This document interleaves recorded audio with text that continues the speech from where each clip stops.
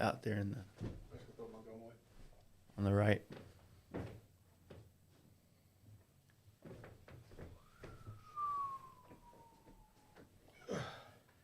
Good. 3 weeks left, dude. I'm. Put the mic in front of you. Act like you've been here before. Oh God, it's already been a long day. Yeah. I think I'm in a good spot, but I still have a lot of little details left. I feel like you were in a great spot for the last like month. Yeah.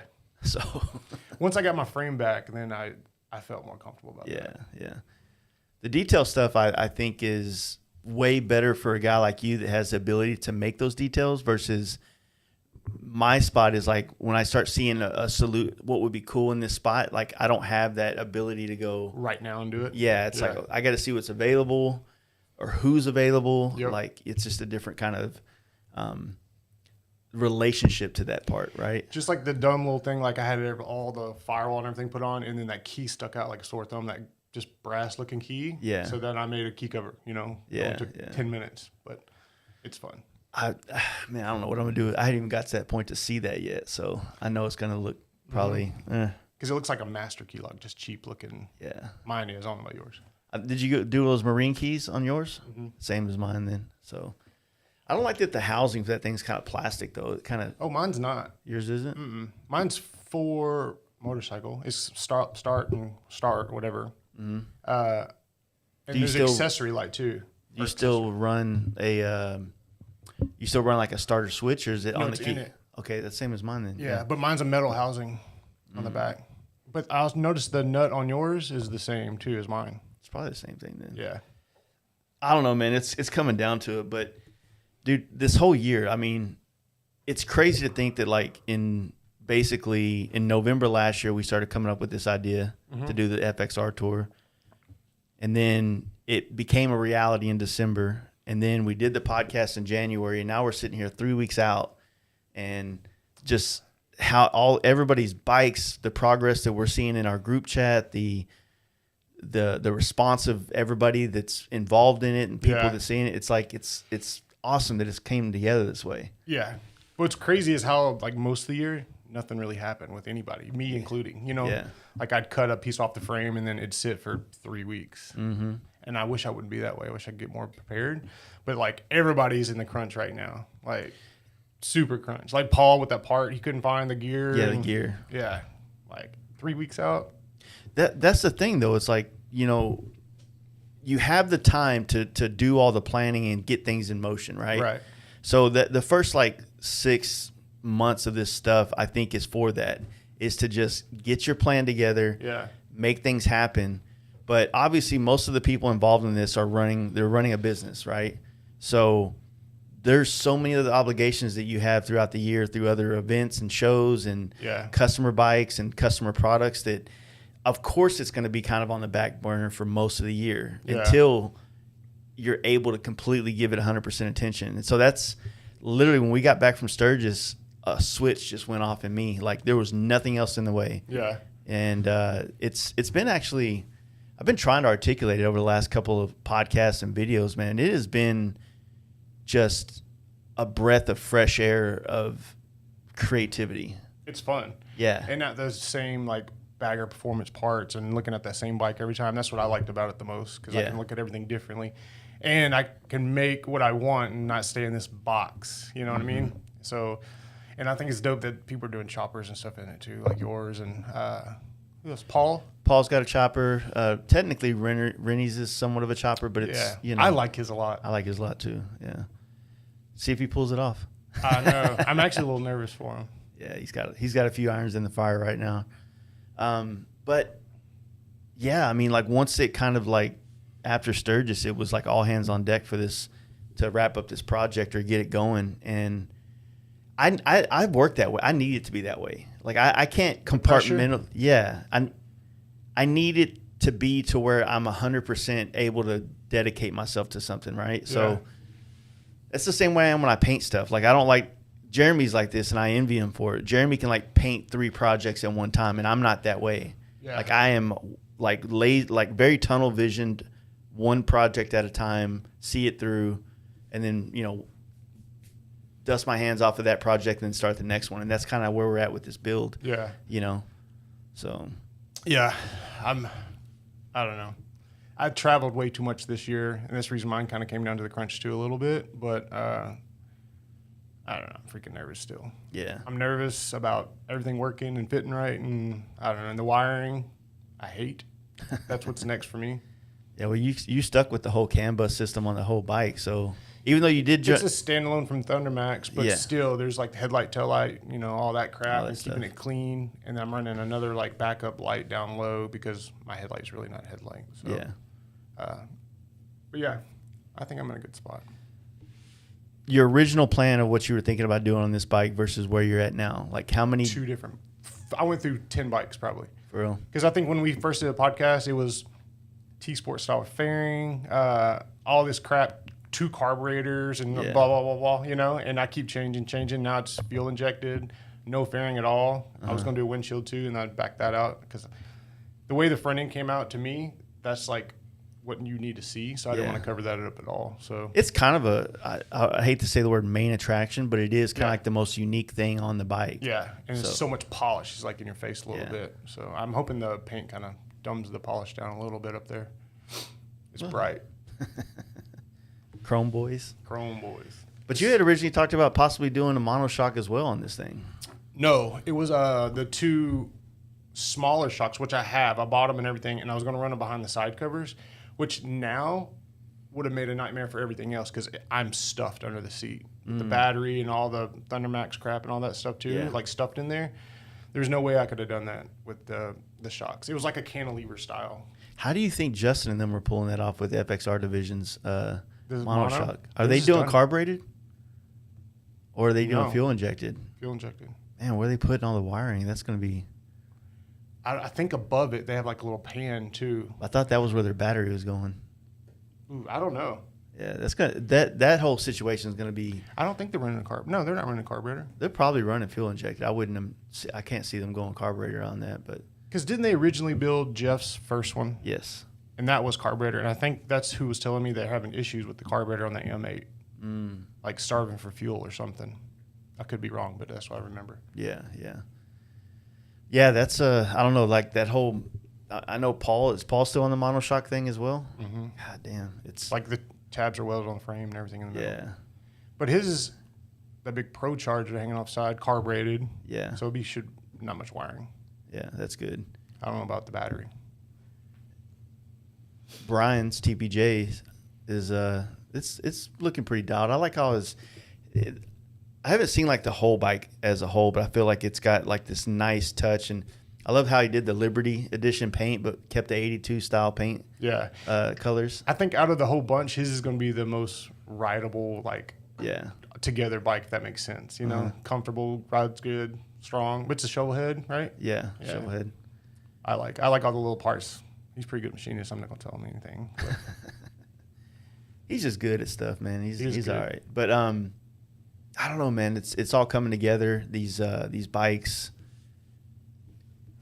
It's surreal. I mean, I've been trying, like I said earlier, I've been trying to find ways to articulate it through all those different YouTube videos and shit. But it's very addicting too. Does that make sense? Like, yes, it's hard to work on your work and not work on that too. Yeah, I'll be at the house and I'll be eating dinner with the wife, and I'm like, as soon as I feel like she's about to go to bed, instead of hitting that PlayStation beep, it's like, hey, I'm gonna go ahead and run back to the shop and just put a couple more hours in real quick. That's what's nice, having a shop at the house. Yeah, too. I can go in and out.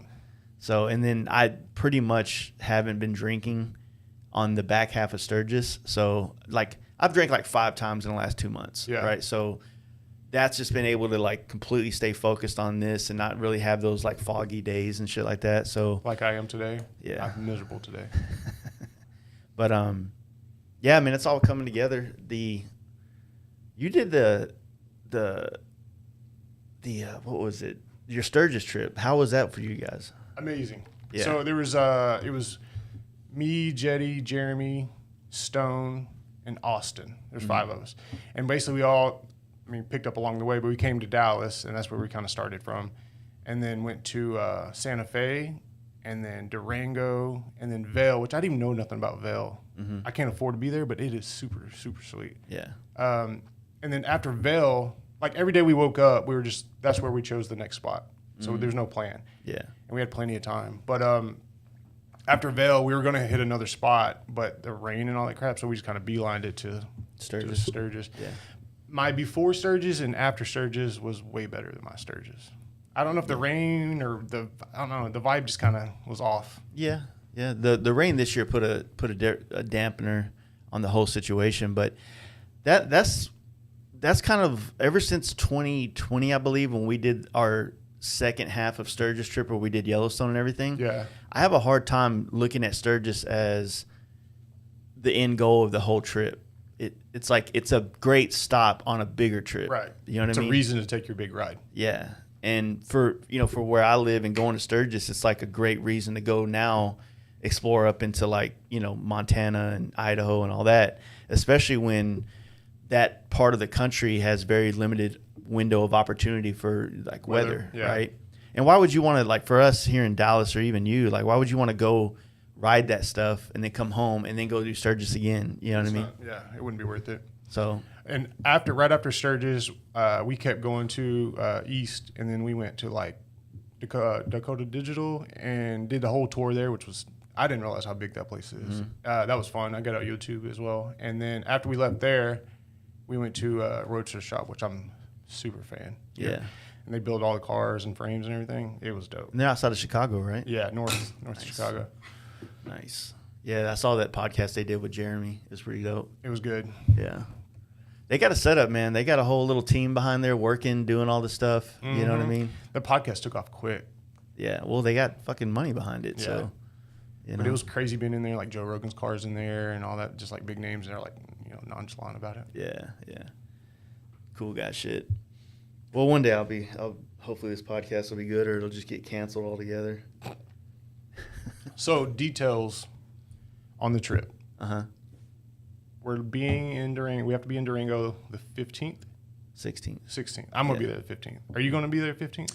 I think we're going to probably we're going to leave Terralingua that Sunday, which is the 15th, and we're either going to make it to Santa Fe or somewhere in that range. I don't see myself You're that going. confident of being done on time and all that shit? Well, here's the thing. It's like if the bike's not done to go to Terralingua, then it's not going to be done to go to Durango. You know what I mean? I mean, it can come down to a couple days. Well, that couple of days would be literally Friday. Yeah. So, I mean, for my goal right now is like to leave here Friday morning, go towards Terralingua. I don't know if I'll go all the way there Friday, but be in that area. Terralingua on Saturday, Sunday, ride up to through New Mexico. A lot of cool stuff I want to see and ride. How far is that Durango to Terralingua?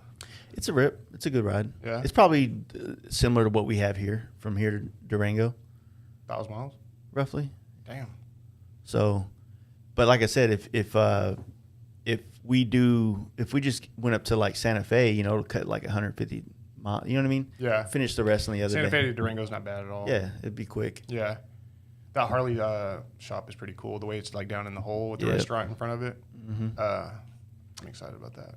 Yeah, Durango's gonna be a good time, and they're working on a after party. So every stop that we have pretty much has an after party, except for Sturgis is kind of the after or Strokers in Dallas is the after party.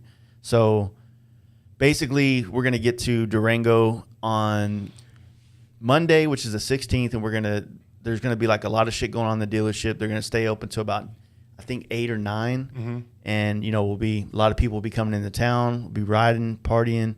And then I think they're going to find this after-hour spot for us just in Durango. Durango's not a big place, so it's not like you're ripping around doing too much. But we're staying right there in downtown at, I think, the Hampton Inn or something like that. Real nice spot. We stayed there as a group a couple years ago. And the hardest day is going to be Tuesday. Tuesday's the biggest day of riding. From Durango to Amarillo. Yeah. And what is that, like 470 miles. So 470 miles, and that's also like, you understand, it's also through the Bermuda Triangle for FXRs.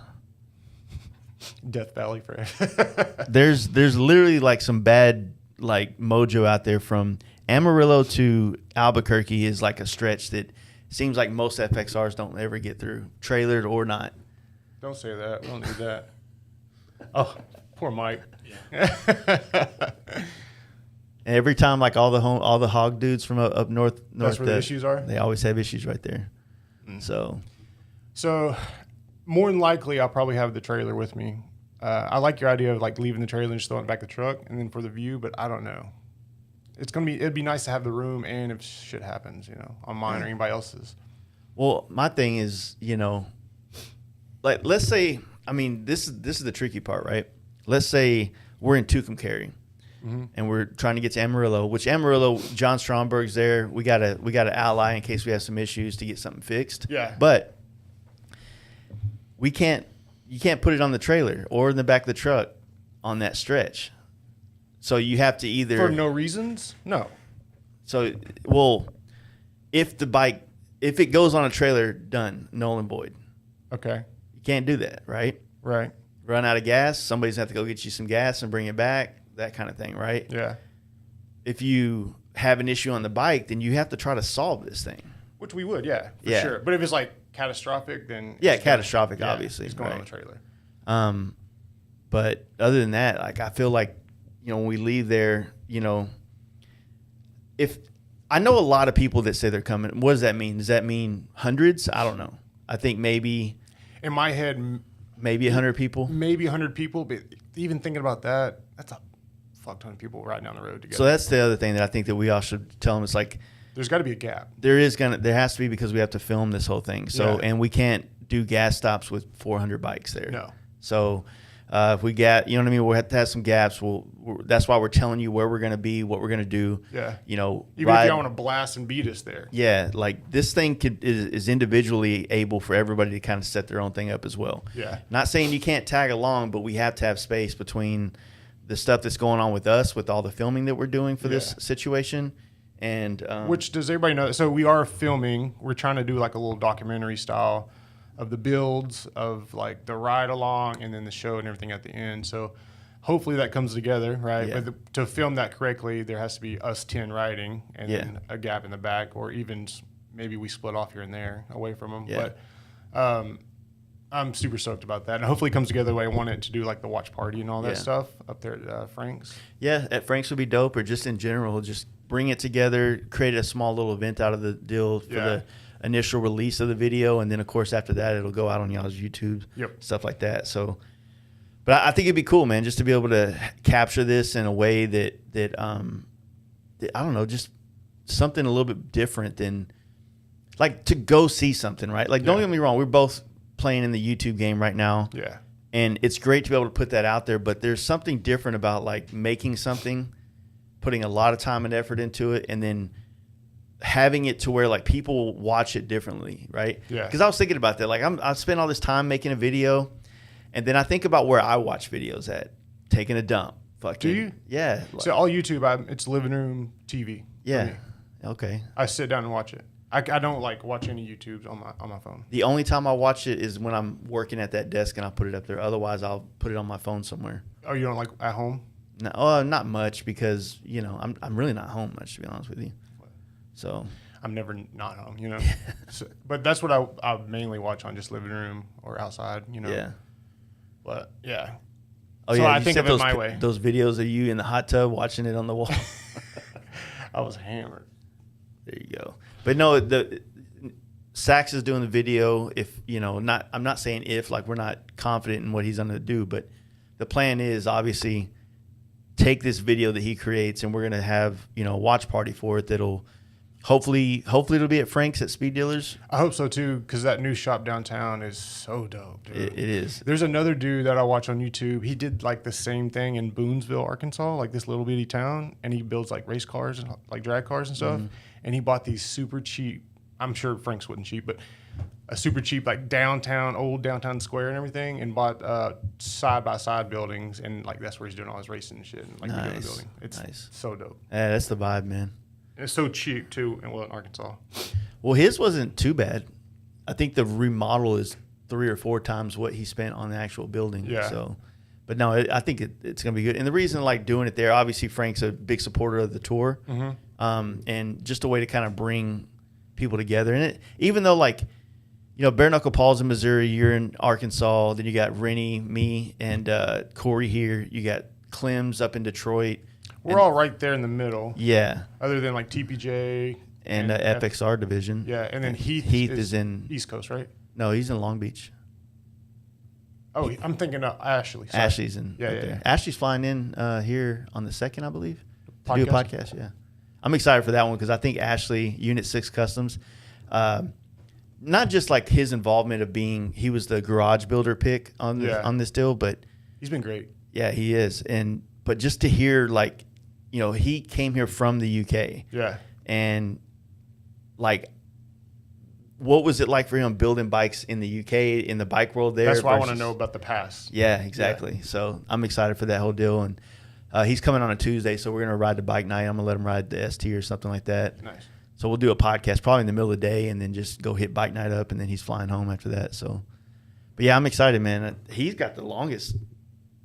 For him, it's like, I think it's either in Vermont or he's somewhere by New York up there. You think he could ride out? I don't know what he's doing. I know a lot of his homies from UK are coming. Heath or Ashley?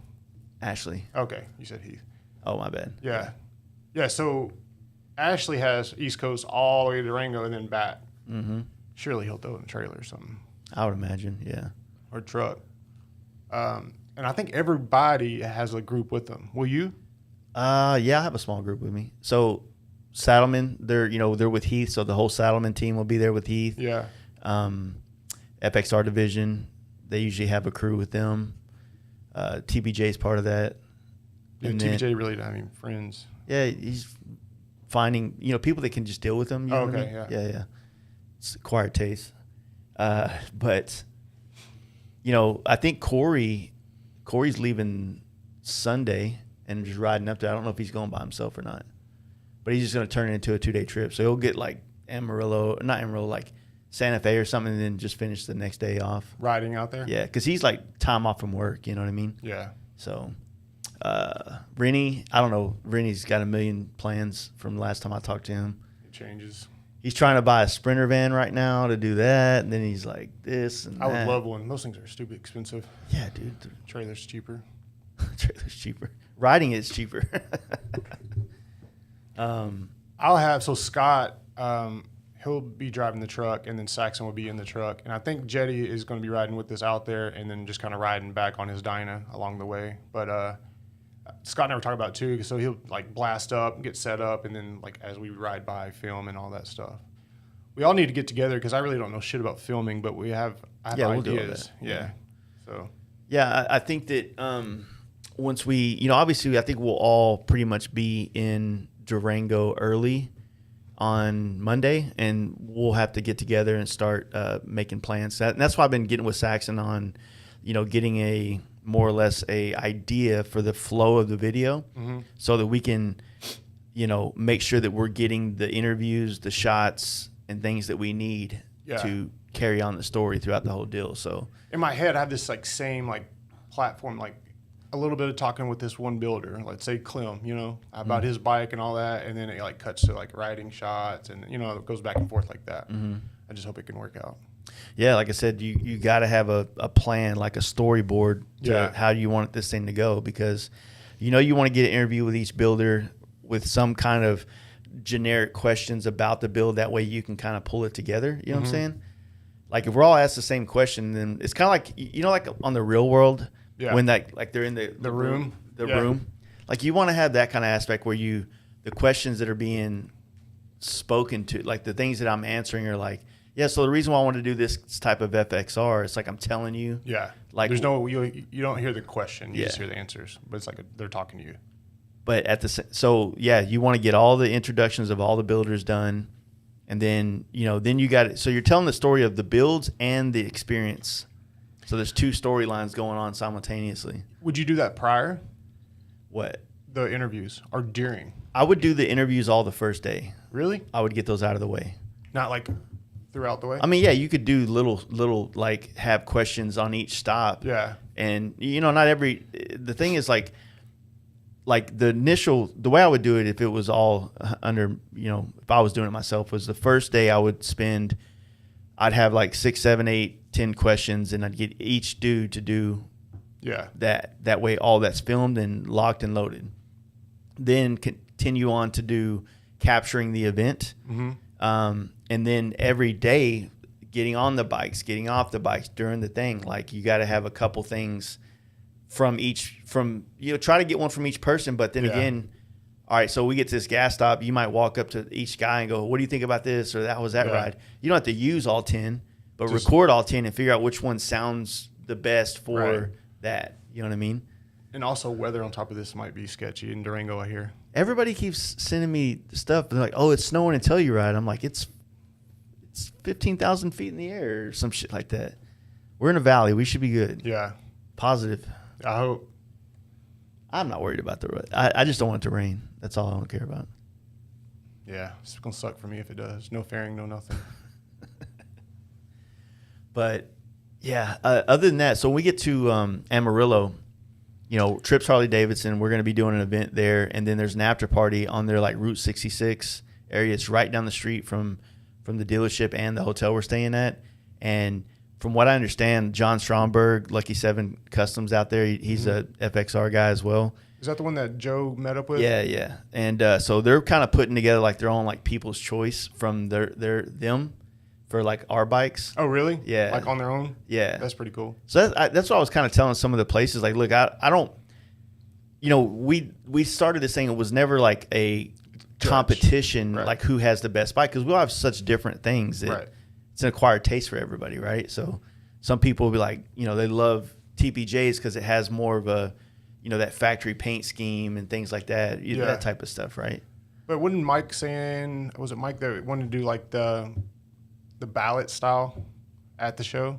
So apparently, they talked about doing that at Born Free, where there would be like a people's choice ballot for the bikes, and that's fine. Yeah. I just don't like the tour itself is not a show itself. Right. We have a lot of shows. Yeah. We don't need so show. Our bikes will be at these other shows, and if they do well, cool. If not, that's wasn't the purpose of building them. Yeah. You know what I mean? But yeah, so the Amarillo thing should be great, and I'm looking forward to that. I think probably that's the night that I'll probably get the most fucked up. Just knowing how I operate, I'm gonna be so like relieved you made it there. Possibly, I'm just gonna be so like. I'm going to try not to be so controlling, you know what I mean? But I just so like making sure everything's working the way it needs to work at Durango with everybody, everything, the trip to Amarillo. And then after that, I feel like most of the weight's off the shoulders after Amarillo. Amarillo to Dallas is what, like 5? No, it's 5 hours. 370, yeah. Oh. So just under 6 hours. But originally, like I was thinking like hotels, all right, how do we do this? But unfortunately, Strokers from where we're going to probably stay is a good ways, but for the sake of all of our bikes being safe and us all being in the same vicinity, because also I'm sure, with the trailers and everything, being out here with Jetty, and it'll be easier to leave here to go to Born Free on that Thursday from our side of town and just stay going down the back roads versus going through. Why don't we stay out here? We are going to stay out here. In Waxahachie? We are going to stay out here. Oh, okay. Yeah, so I'm going to get the hotel over there in the corner. I think you stayed there one year. No, that was Craig. You didn't stay there that year for fucking our anniversary party, you and your wife? Oh, yeah. Yeah. Yeah, there's like 2 hotels right down the street from your house. Yep. Yeah. So stay there. We'll do like, we don't have to, we're not in a rush on Thursday, so we can like leave here at 12. So we have time to kind of get our shit together. But we'll come here first. Because we're straight down 287, so through Fort Worth, bam, we're here. Yeah. Situate, then we'll ride to Strokers, and then when we ride there, we'll be able to get like some shots through Dallas on a couple, like I know some roads and shit. We can get some good riding shots and the video stuff. Because Strokers is like later in the evening, right? Yeah, Strokers will be like probably kicking off around 6, and then I'm gonna have, I think Jake, if not one of the other homies, is gonna run point for Strokers. That way, it's all everything's done. We just show up. We have bike parking for the FXRs and all the other vendors that are going to be there and all that. Stokers is going to be a big thing, just like it was last year. I still haven't been there. Yeah, last year we had Simpson there, Thundermax was there, Lindahl, FXR division. So it's going to be a lot of brands there, and we'll probably do the giveaway stuff again, and it'll be a good time. We had like 500, 600 bikes there last year. Damn. For the pre-party. So I saw the videos. Look good. Yeah. So we'll do that. It'll be cool. Like I said, it will be a rip back over here afterwards, but Fine. I think it'll be better than if we stayed out there. Yeah, because when I get out to the show, I still have to like set up all that shit, parts and shirts. Yep. And I will have shirts along the way for the Born Free Tour. So please buy them. I'm invested. I'm poor. Yeah. So yeah, get all that done, and then fuck, man, like after that, it's kind of like just ride the wave out at Born Free. You know what I mean? We really don't have to do anything else. I wouldn't mind like jumping on the bikes one day at Born Free and going on a rip somewhere out there. I've never rode around there. There's some decent riding out there. It's just like a different vibe. Like it's an early morning or a late afternoon vibe. Yeah. But fuck, Friday morning, it'd be dope to like find a spot somewhere out there and all go ride to the spot. Yeah. Friday morning probably the only day we could do it. Yeah, because Saturday is all day shit, and then of course I think Friday is when it's really going to start ramping up with people showing up. Yeah. So, if we went and had like a lunch during the day somewhere on the bikes, yeah, I think that'd be cool. Yeah. Yeah, that town's, everybody says it's not that far. It's not that far, but I think we should find something else. And where's that? They're like the Chopper pre-party. How far is that? So their pre-party is Thursday night on site. Where was it last year with that little old town? It was like 20 miles away or something like that. I'm saying we could go to that spot. Yeah, we could. Yeah. It looked cool. But yeah, they have it set up this year. You don't have to leave. Like they got enough food vendors, they got enough booze and everything, and of course we'll have our own. Did you do an RV or what'd y'all do? Jetty's bringing his RV. So I'm coming down here that Saturday before, and then we're going to take his RV and stuff out and set it up, and then head to Durango. So I'm bringing my bagger down in the trailer. I'm just going to put it in his toy hauler. Nice. You didn't know that yet. But yeah, he's got that spot. And I think Justin's next to us. He got the spot next to us. Kelly. Oh, Kelly did? Nice. Didn't Jetty get 2 spots just so he had Yeah, and then Justin, they were sold out of RV spots, so he gave it to him. Oh, okay. Because I heard that Jetty bought 2 spots so he can have one spot out there just to hang out in. Yeah. So, which is smart because you see how crammed it was last year around the camper? Yeah. It was tight because people just roll in like, hey, can I just camp here? Well, I feel like it's going to be packed, man. I know last year there was a few spots left in the RVs. This year it's completely booked. Yeah, I think they're fine. I feel like they're stressed a little bit on ticket sales. Yeah, I think they're stressed just because they had to invest a lot more in the structure of it this year, and so they just want to make sure that it at least breaks even. You know, so that's always a scary thing. I mean, I do it every year. With camp out shirts. You did it just now with the shirts for the Born Free stuff. Yeah. The FXR Tour, you invest all this money, and you're just hoping that you can cross that threshold of what you put into it. Yep. And then after you cross that threshold, it's like, oh, cool. Fucking breathe, yeah. Yeah. I mean, you never know how much to get, though, I know. I bought 300 shirts. In my head, I'm like, damn, that's a lot. Yeah. But it's better to have a lot than not enough, and then you didn't really make much money. It's not about making money, but I don't know. Yeah. I'm just nervous about it, but it'll be all right. I think it'll be all right, man. Oh man. So how did like the whole idea for the headlight set up on your, like the whole? So the idea was, I don't know where it came about, but I always liked the badge on the neck, kind of like the old, CFL frames and stuff. And I was like, well, I want to see it. So then I think the whole headlight, like literally a hole would be an awesome idea to it. The hardest part was trying to find the LED rings, but I ended up finding them. They're like for a Jeep or some shit, the Oracle. So there's 3 different sizes, and they kind of tear down. They are bright, but it's not like a projected headlight. It doesn't project. It glows. So then I got the little rigid. It's like a 1x1, and then I got the beam, so it like puts it out. So I have the like glow in front of me, and then that little light will put out for the beam. But I put that on a switch, so you don't have it on all the time. Yeah. So it looked better. But remember last year riding into down south? Remember me telling you about the risers and shit then? That's where I started the whole idea with the risers going through the triple trees, and they never touch. I feel like there was something at some point in time that had a similar thing. It's like a sport bike or something. I used to have something like that. But it didn't look nothing like what you did, but it has like... Well, the idea of a sport bike like clip-ons. Yeah. Like Clem's riding clip-ons. Yeah. And so it's that... I know. Bless his heart. So it clips on or bolts on like a clamp, and then it comes up from underneath the top riser or triple tree, and then goes through the triple tree and never touches it. So it was kind of pretty cool. They won't be. They'll probably have a little flex in. They're 13 inches long, but it only is out like 8 inches. Okay. So yeah, that's cool. And then you did a like a Gixxer front end again on this one, or I like them. They work well. They're cheap. Yeah. So I did the inverted Gixxer. Then I had it stripped and polished, which looks great. That came out great. The coolest part so far I like is the front fender. I did a Clockworks fender and then just cut it to the shape I wanted, and then did the mounts to the front and rear because originally. You know the older FXR fenders with the brackets? Yeah. I wanted just to use that and then make my new brackets, but that radius is so big. If you notice on a stock bike, there's like huge gap. And if you suck it down, then you have gaps on front and back, and the radius didn't fall right. Yeah. So I went through 4 fenders trying to get the right one, but it finally came out right. Nice. Yeah, that's the thing about, like, I think that you just kind of hit the nail on the head. It's like, you have an idea, so you go this direction, and then you start to put it on the bike, and you have to like be willing to scrap it no matter what the investment is, right? Yeah.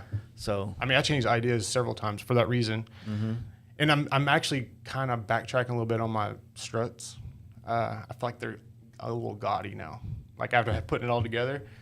So if I have time, I might clean them up a little bit. So you're not running any type of bag situation at all in it?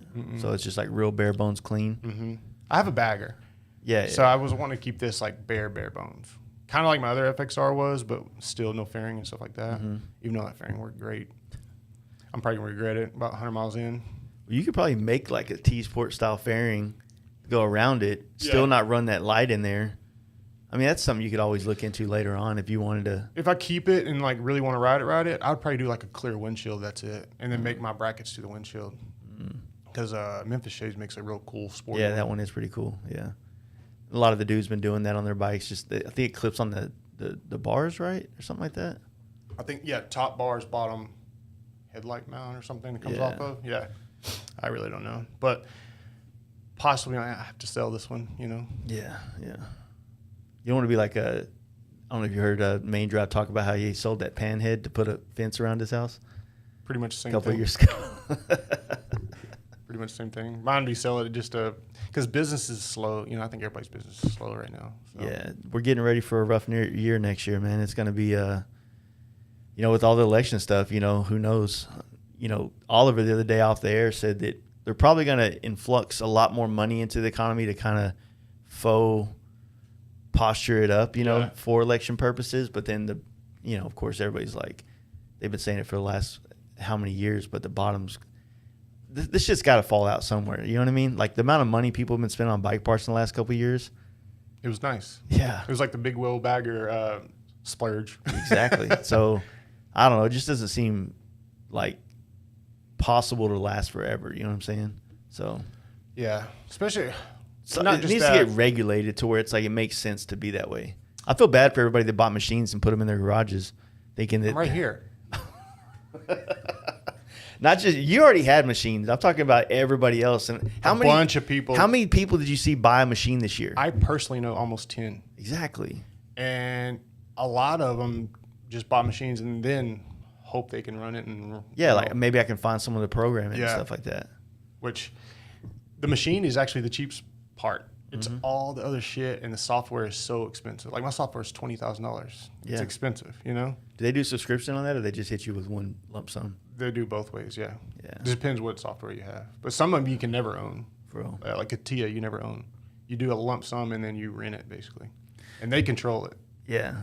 That's how pretty much every program we use here is gone that way, the subscription model. Yeah.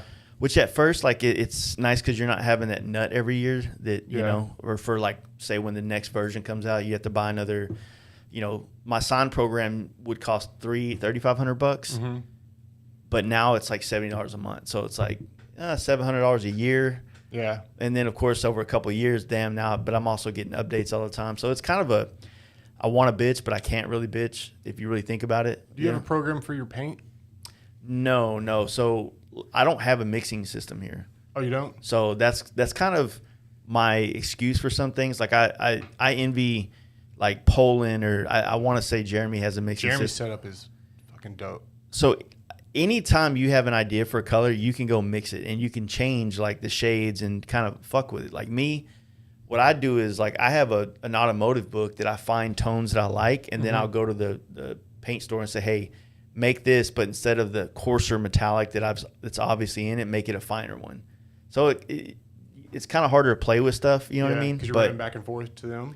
Yeah, and you're spending a lot of money, but at the same time, like I don't paint enough volume to need a mixing system. Yeah. You know what I mean? Because his was pretty dope. Like the files, like if you painted your bike 10 years ago, it's in there. Yep, what colors, how much it cost. Like literally he's pouring the paint in there and it's doing dollar amounts at the same time. It was crazy. Yeah, and it all goes by weight too, so you know exactly how much you put in, so it matches every time. Yeah. For the most part. Right. But it was cool that he could do like the dollar amount too, where that's kind of figured in. Yeah, they do that for the estimation process. Yeah, and stuff, like what it costs you personally. Yeah, it was pretty dope. That setup's really nice. But don't the paint companies supply that? If you're a certain volume of a paint shop, so like collision centers and shit. Dealers and stuff like that. Yeah. So your mom and pop shop normally doesn't get that for free. No, they can get a discount, but usually it's not full blown. Like here you go, because just like you said, you have to run numbers to do that. Yeah. Most collision centers run anywhere from $50,000 to $100,000 a month in materials, right? Yeah. So for a paint shop, like, so this is what they used to. I don't know if they still do it, but they used to actually, like, say if me and you decided to do a collision center and we got set up with English Color, which is the bigger name supplier here, and it's in Arkansas as well. They would say, hey, we'll go ahead and buy y'all and set up a paint booth for you, right? That's $20,000, $30,000. It's way more now, but it used to be around that. But what they would do is they would almost give you your paint discount up front, right? So most of these jobbers will give you a 10%. If you're a business, you're going to get a 10% to 15% markup on the paint. So they're like, well, hey, we'll just charge you retail for the paint, but we'll give you this 10 or 15% up front based on the fact that you're going to be spending, you know, a couple $100,000 with us this year. Is there a contract or is it just like it is contract. Okay. But and sometimes it would be a booth and a mixing system, or sometimes it'd be a mixing system, or whatever the case. Because a mixing system is better because they're just selling you toners. They're not mixing paint for you. Yeah. So when they're mixing paint, they're doing more work for the same price of paint. Versus if they're just giving us the toners that we need to mix our own shit, then which would suck. And the reason I never really wanted to go about it is because of like, I could be at a point where like, oh shit, I'm going to do this helmet. I'm making $1,000 to paint this helmet. Yeah. But I'm out of that toner, and that toner's $800, and I need 3 ounces of it. And so if you go to the store, you don't matter if they're out or not. Yeah, I got you. For me at the store, I can kind of judge the stuff more. And the other thing is because I wouldn't run through the toners, they'll dry out. And but the big mixer things constantly go, right? Yeah, it does, but eventually it can still. Yeah, but paint has a shelf life. Oh, okay. So like the mixer part goes like usually twice a day, like morning and afternoon. Yeah, which is the most annoying sound. Yeah, but you have to use that paint because, like I said, shelf life on it, it'll go bad depending on the paint, anywhere from 6 months to a year. That quick? On some paints. Yeah, and if you think about it, like most of those toners I'll never use because a lot of that stuff is for collision in cars and things like that, you know. So it's all about volume, and you know, with us not painting that much, 10 bikes a year, 30 helmets a year, it just doesn't make sense to do that for us. But I envy. How do we get talking about that? I don't know. You were talking about Jeremy's mixing booth, so. Oh yeah.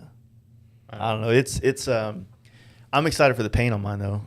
I like yours. I went with a very normal color. I remember he was talking to you about that color at Sturgis, right? Yeah, because it was going to be pastel pink. Like I was sold. Mm-hmm. I went to Born Free. I feel like there was 10 pastel pink bikes out there, and I was like, that's not really that original. Don't you feel like it's time for pastels to kind of? I'm done with it. Chill out. I think I am too. Yeah.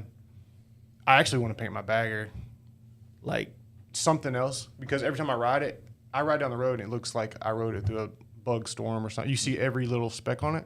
Mm-hmm. I want to paint it where I can like ride it and not clean it every 5 seconds. But mine, the FXR, I went with that copper crest, and that was completely Jeremy's idea. Mm-hmm. I went with this champagne color at first, and he did spray outs of both, and I like both, but I was like, fuck it, just do what you want to do. Yeah. Copper crest looks really good. Yeah, the whole setup, like the pebble-based stuff that he had done, You know, I just found out about this. Yeah, Jeremy's always been a master at it. Yeah. I've done it a handful of times, maybe 10, 12 years ago. It's a complicated process because what it does is it creates this very rough texture. Yeah. It's kind of like the joke that I said. It's like popcorn sealing almost. Yeah. And it looks badass. And what you do is you create this rough texture. There's a couple different ways you can do it. And then you spray a pearl over it, and it blankets like it. Shadows almost, too. Yeah, it looks like a smooth, almost like a moon surface kind of thing, right? And but the thing is that like it's so thick. Mm-hmm. So you have to build up the clear around it high enough. It's almost like if you put a heavy flake in it. It's like trying to bury rhino liner. Exactly. It's exactly what it is. Yeah. And I think he painted a helmet or something where the first time I saw it, and I was like, I definitely want that on there. Yeah. He's done it a lot. He did one a long time ago. It was I think it was with a brown, like a helmet that was like brown, the same brown that I use on mine that he gave me the code for. It was a brown in that color. I think it had like a bulldog on the back of it or some shit. It was one of the sick ass helmet he did a long time ago. Long time before I even met him, like 16, 17 kind of time frame. Yeah.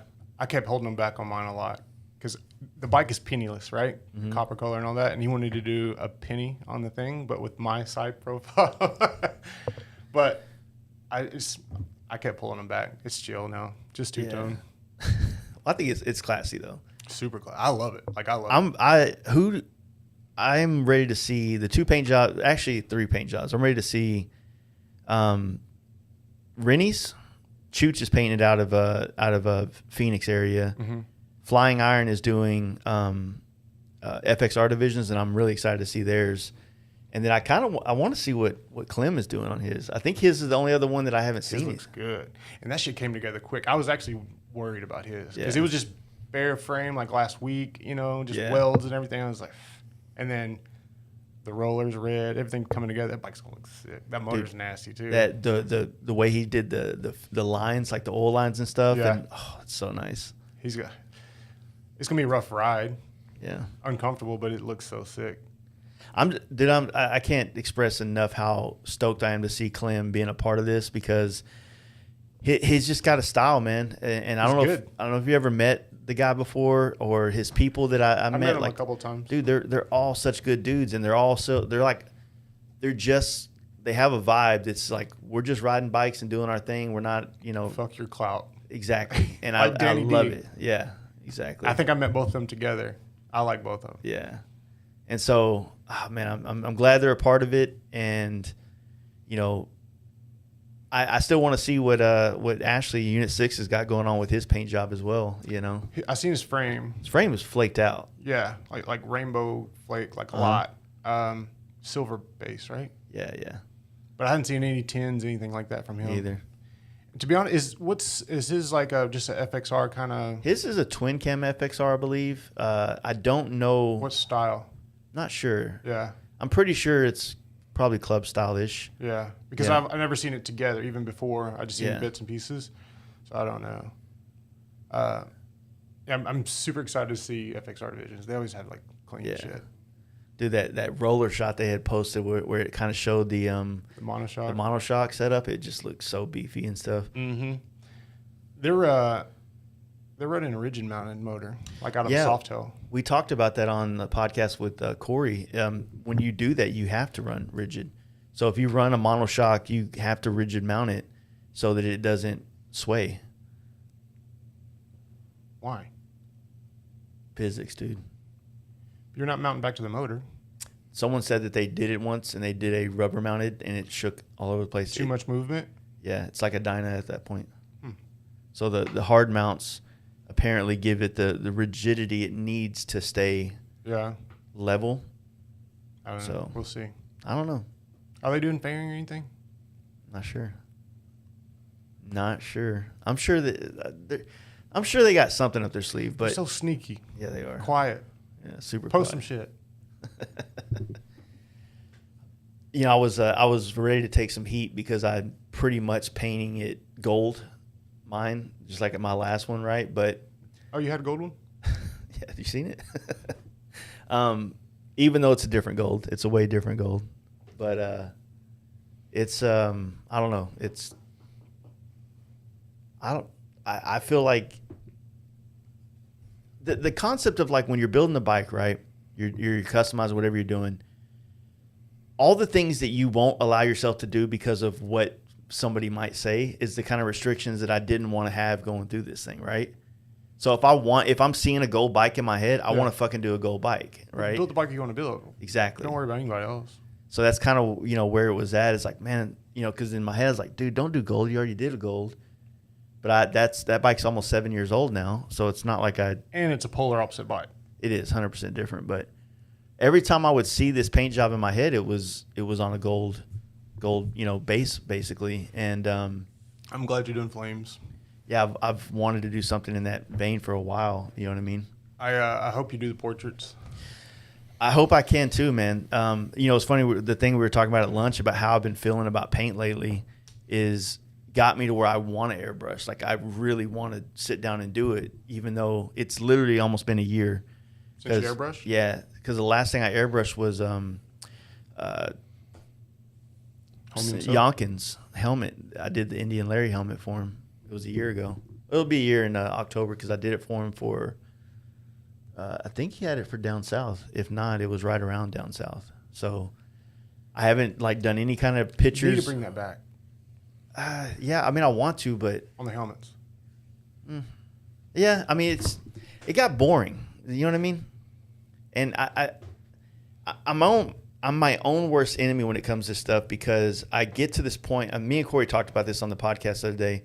I get to this point where I operate very smoothly on certain things, but everything has to be within these walls. Yeah. Right. And so the last time I airbrushed something in color was like 2012. You know what I mean? So here I am doing black and white portraits on every helmet. Sometimes it doesn't go with every paint scheme. I've wanted to kind of branch off and do different styles of portraits. Maybe not so much like Jeremy does, but something more in different styles of art. That way it's not clearly airbrushed and whatnot. But like I said, I've been in this weird boat where I don't want to go too far outside of the box because of how much longer it's going to take to do things. Right? Yeah. They're already expensive. Yeah. And I try to the helmet pricing I have is just a flat rate. So, and I try to just look at it like, okay, this helmet it's my job to make this as cool as possible and not think about money because there's a flat rate of this. And mentally I'm set up so that I'll do that. But at the same time, that's also not me airbrushing the entire helmet with murals. I wouldn't do that. It's too much. It's too much. And I don't think it would look good, know. The same thing I was, I don't know if you caught that conversation with Corey at Main Drive about how it's not about one piece, it's about the whole thing, right? So it's not about me airbrushing one badass thing and the rest of the paint job falls on its face. It's got to blend together and work together. Yeah. You know? I don't know. I like the portraits on the back because it is kind of out of place in a way. Yeah. You know? Okay. Yeah. No, it's totally opposite. You know what I mean? That, it's not with the paint job. I don't know. I like the portraits. I think they're cool. But they're different. And you stop doing them. Well, I started having massive anxiety getting ready to do them, Making sure you could do somebody's grandma or some shit. Yeah. I mean, someone gives you this really bad picture of their dad who passed away 20 years ago and it's, and you don't. You fuck up one thing. They see them every day and you. Yeah, it'd be different. If you airbrush some random hot chicks, yeah, you don't have a reference to go off of. Therefore, if that doesn't look like that person, you're not judged on that. It still looks good, right? So if you do a picture of somebody, especially somebody famous, it has to look like them. Otherwise, people are like, something's off here. Yeah. Same thing with if you airbrush skulls, there's no certain skull. Yeah, it's it's a skull. You know what I mean? So it's certain airbrushing would allow me to not have the anxiety of trying to fit within that thing that they need me to look like, right? So, but I want to airbrush more. I mean, I got ideas for this bike that would be fun if I could pull it off. Don't know if I have time, but I'm going to try. Are you going to wait to the end? I'm hoping that if it's going to happen, it'll happen next week. Oh, really? Yeah. Not this week coming up, the next one. Oh, okay. Yeah, this week we're going to finish Corey's bike. He's going to come out here and help out with a little bit of the wiring this weekend coming up and then take his tins back with him. So I can't wait. I think like those tins. It's coming out. Like the color is amazing. Yeah, the colors. We talked about it the other day, and it was like it felt like because I've had his tins here for a month, but it's been like this process of, man, this isn't it. This isn't it. Like I painted. I showed you the panels that I was painting, and I tried some other colors, and we just couldn't find this tone that worked. And then I borrowed the House of Color book from my paint store, and there'll be like a candy teal, and there'll be like 10 different shades of it. Yeah. Or candy blue, and I just went through and found some stuff that worked. And did you do the interfering? No, he didn't want. He wanted it all to stay factory looking. Really? Yeah. I got out easy. Yeah, you did. I got out easy. No dash, no interfering, no side painted covers. A couple pieces. He built you a bike. I thought that was a good trade. Yeah, I mean, good. Thank God for paint being so expensive. You know what I mean? Yeah. Yeah. Every time you tell the story, the paint goes up. Yeah, it's like $12,000 paint job. No, it's the hard. I think that the hard part about his bike was just trying to find the right thing, and it is out of my wheelhouse. It's out of that box I was telling you that I usually operate in with paint, and so finding a way to kind of jazz things up, but not go over the top, is kind of where the complexity is. When you're designing something, I mean, it's hard to put a price tag on the design time, right? And I'm bad about that because I don't charge for that, or. You know what I mean? Because a lot of people want one-off parts. I can't sit there and charge you that I, sat at the computer for 7 hours drawing something. I'm working and machines are running, but do I charge you that time and making it? It's the same. So it's like all the setup for whatever you're doing. The creative process is something that someone's paying me or you for that creative mind that we have in the things that we do. So that's what we do for a living. So how do you charge for that? It'd be too expensive. Because I try to be around the $100 an hour mark, Same. to cover everything. But designing for 7 hours, $700, and then you charge them $1,000 for the part, it ain't worth it. Yeah, it's not worth it. So you got to find this way of So that's why it's two things at once. You have to be making money while you're doing that. Well, for what I'm getting at is for me, that's why I just can't justify going so far out of the box. Yeah, you know what I mean. Because of cost, right? So, I used to doing murals on lowriders and shit. You would spend more time piecing together the mural with all the reference images and how you're going to do it than doing it. And so you'll have a week and a half, 2 weeks of just finding the right images, getting the layout right, and then you could knock out the mural in 2 days or some shit like that. Yeah. So it's the same thing with It'd take you longer to do find everything on his paint than actually paint it. Exactly. Yeah, because I painted it in a day and a half, versus it took the last 3 weeks, not all day, every day, but 2.5 hours this day, 3 hours that day, doing a panel, doing this, running to the paint store. So it's those, that's why I'm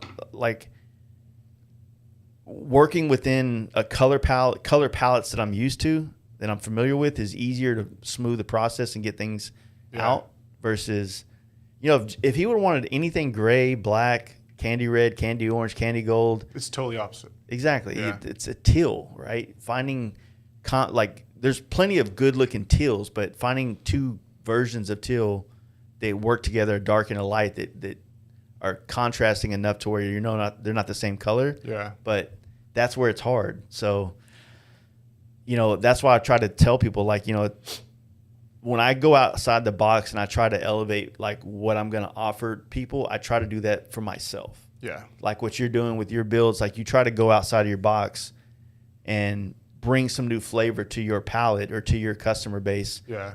For yourself, because you can't justify doing it for someone. No. And I get that question a lot. Are you going to provide that? I mean, no. Yeah. It's kind of one-off stuff. It has to be set to this frame, to that motor set up. I get that a lot on the side covers too. And I was thinking about making those. That's a lot of billet, dude. Actually, it's not. I mean, those are bent. What do you mean? So it's not machined out like a thick ass block. Okay. So it's just one flat piece. And then I bend it in 3 places. Oh, okay. So it follows the frame. Nice. Which that was a bitch to bend. Yeah, I was gonna say, I went to the shop I used to run back in the day. That's what, at least a ½ thick. What do you? It's a ½ thick. I had to turn the press up to 17 tons. Damn. Yeah. Fuck. Would heat cause any issues with it? it almost like spreads it out. Yeah. It would probably help a little bit, but I just cold bend it with that machine. If I had better dies, like if I do produce them, I'm gonna make better dies because the dies are so close together. It took more pressure to bend it. If the dies are further apart, it takes less pressure to bend it. So I just need, if I do produce them, I need to make dies for their press. That's cool. But I think they came out great. What I was getting at is those are so to my frame and my setup because I don't think you could run those plates behind there.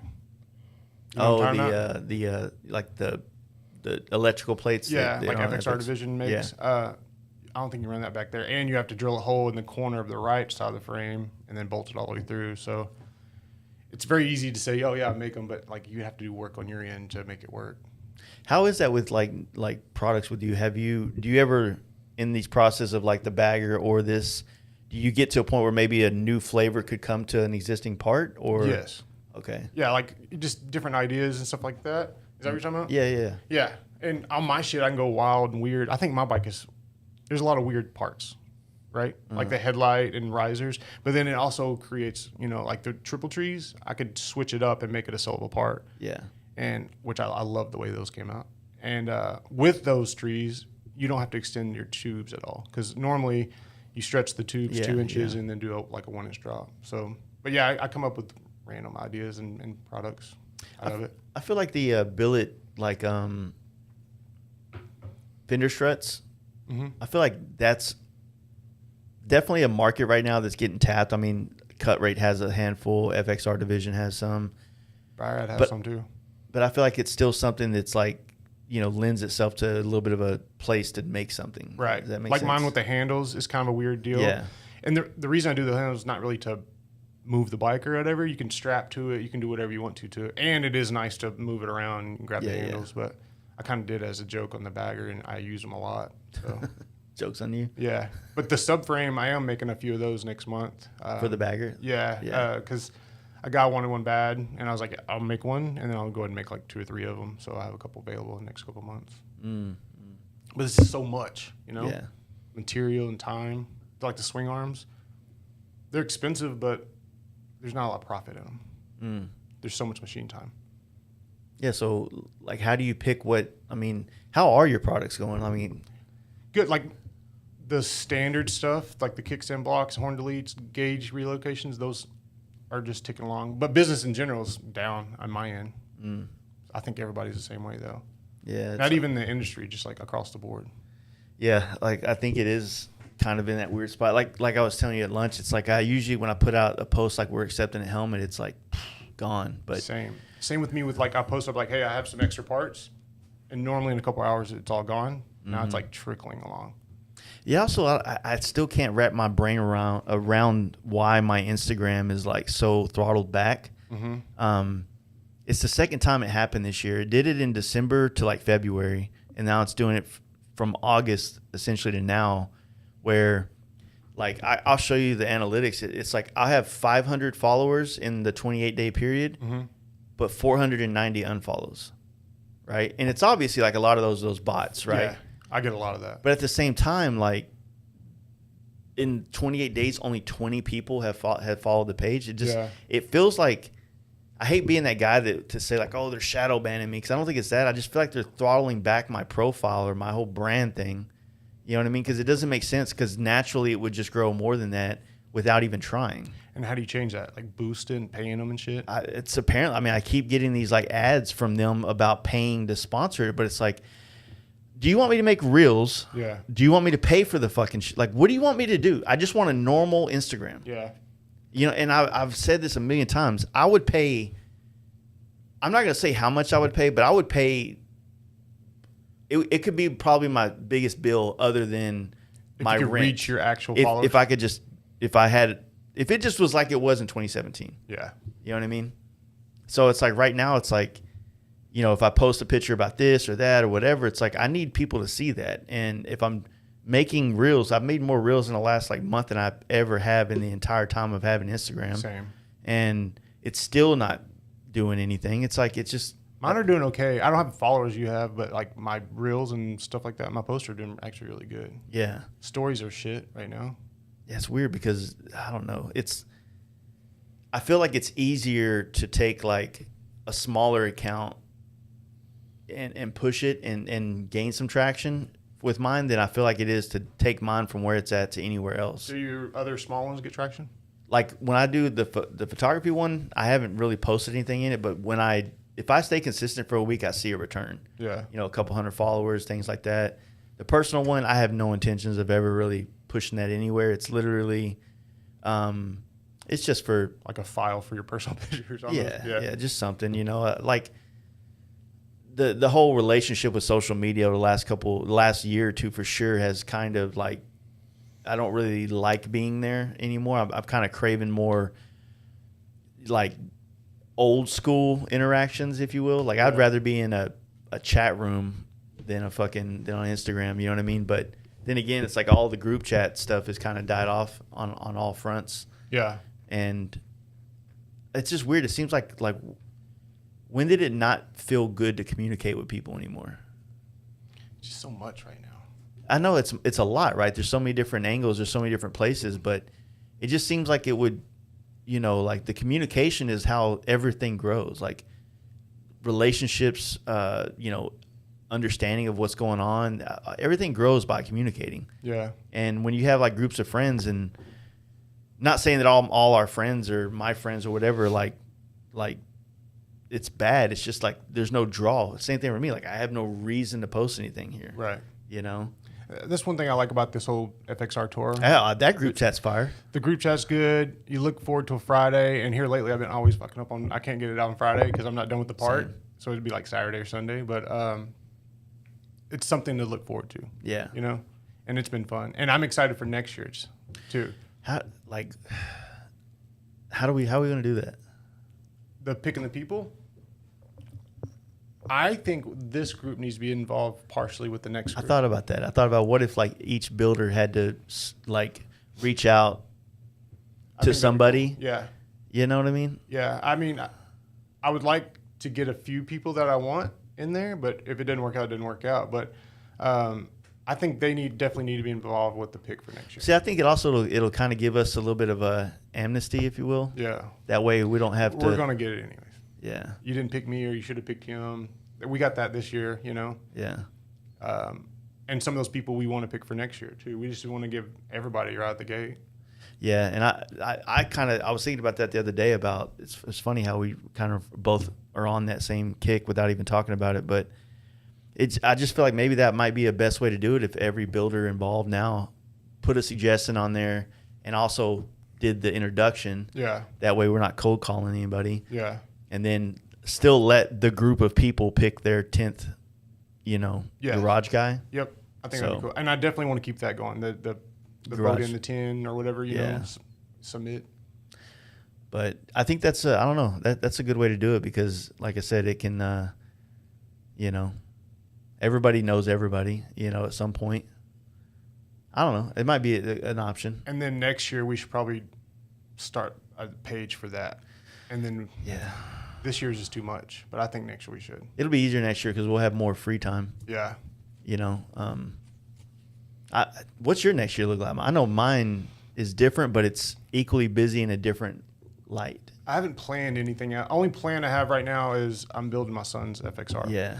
And I'll start that in like November, December. And that's for Sturgis, right? Yeah. So him and I are going to go to, not ride there, but just trailer up there and ride while we're there because he'll only be 14, so technically not legal. Mm-hmm. But that's the reason I wanted to keep this bike, but it's not looking like I'm going to have to keep it. But anyways, I can take my other bike up there. But that's the only plan I have is I have to finish that bike for next year.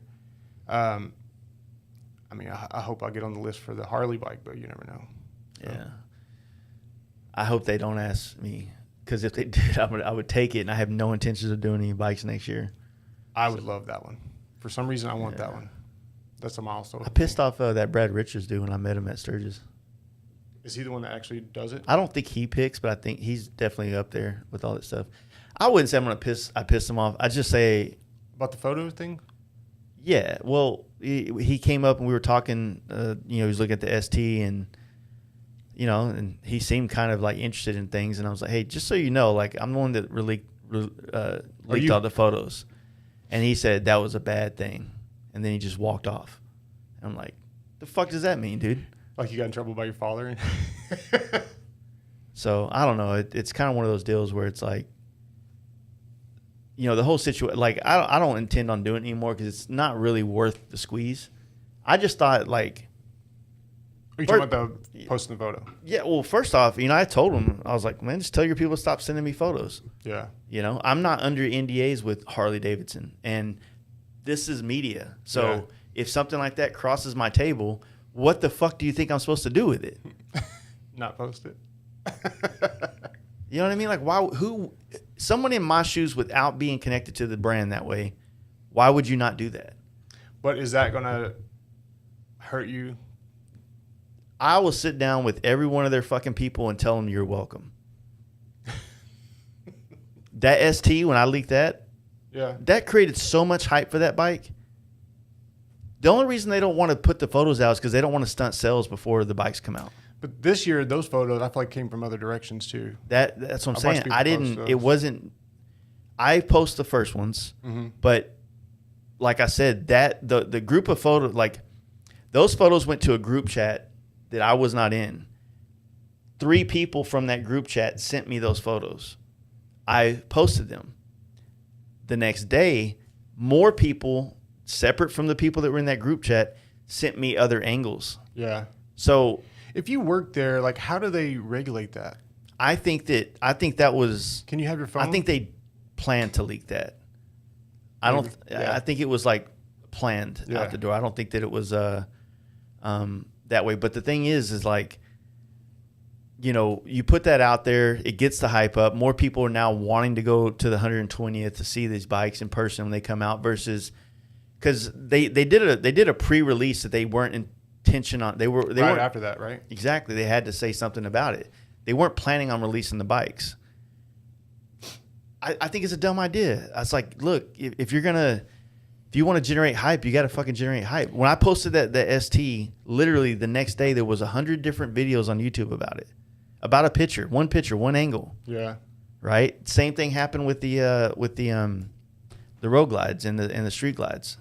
Yeah. There was hundreds of photos that come out, right, or YouTube videos come out with it, and the way I see it is like, you know, I'm just doing what anybody in my shoes would do in that situation. Now, if they were flying me out to go ride these bikes like they do everybody else on the YouTube stuff, and put me in that world, then it'd be different.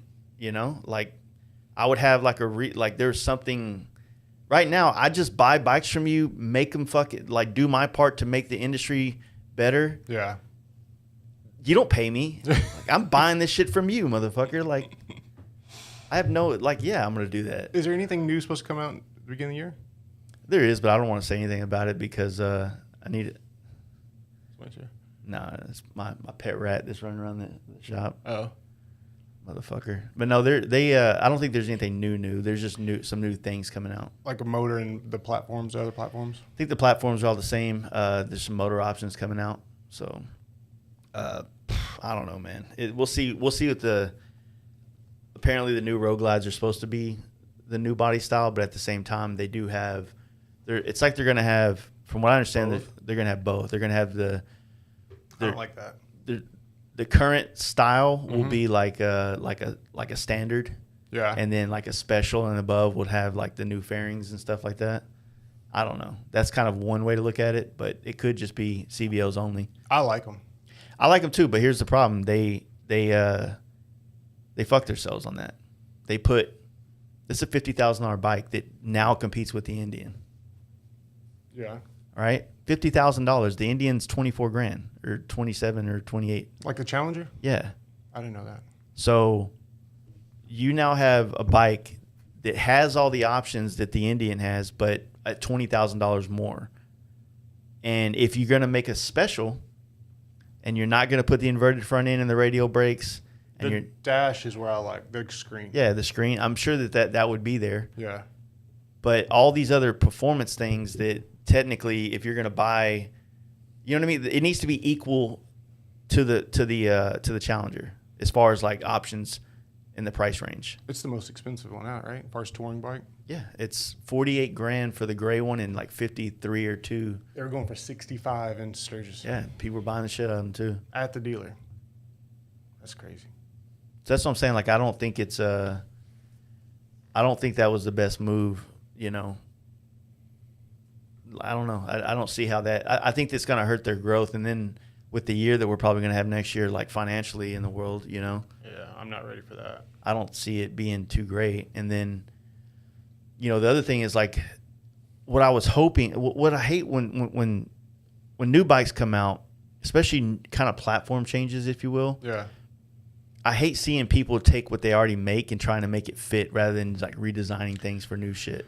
I see what you're saying, but Yeah. it was a rush to get, you know, hey, the frame is the exact same. Yeah, same. So basically telling everybody these parts will fit on that frame. Exactly. I would do the same thing if I bought one. You know, if I had parts that would fit and you bought them, put them on there, like Hoffman and Rob and stuff did, you kind of have to with the time frame. Yeah, I guess. But now they can spend time and change parts and do those things like that. But would it matter, like, to be first in that situation? Does that matter?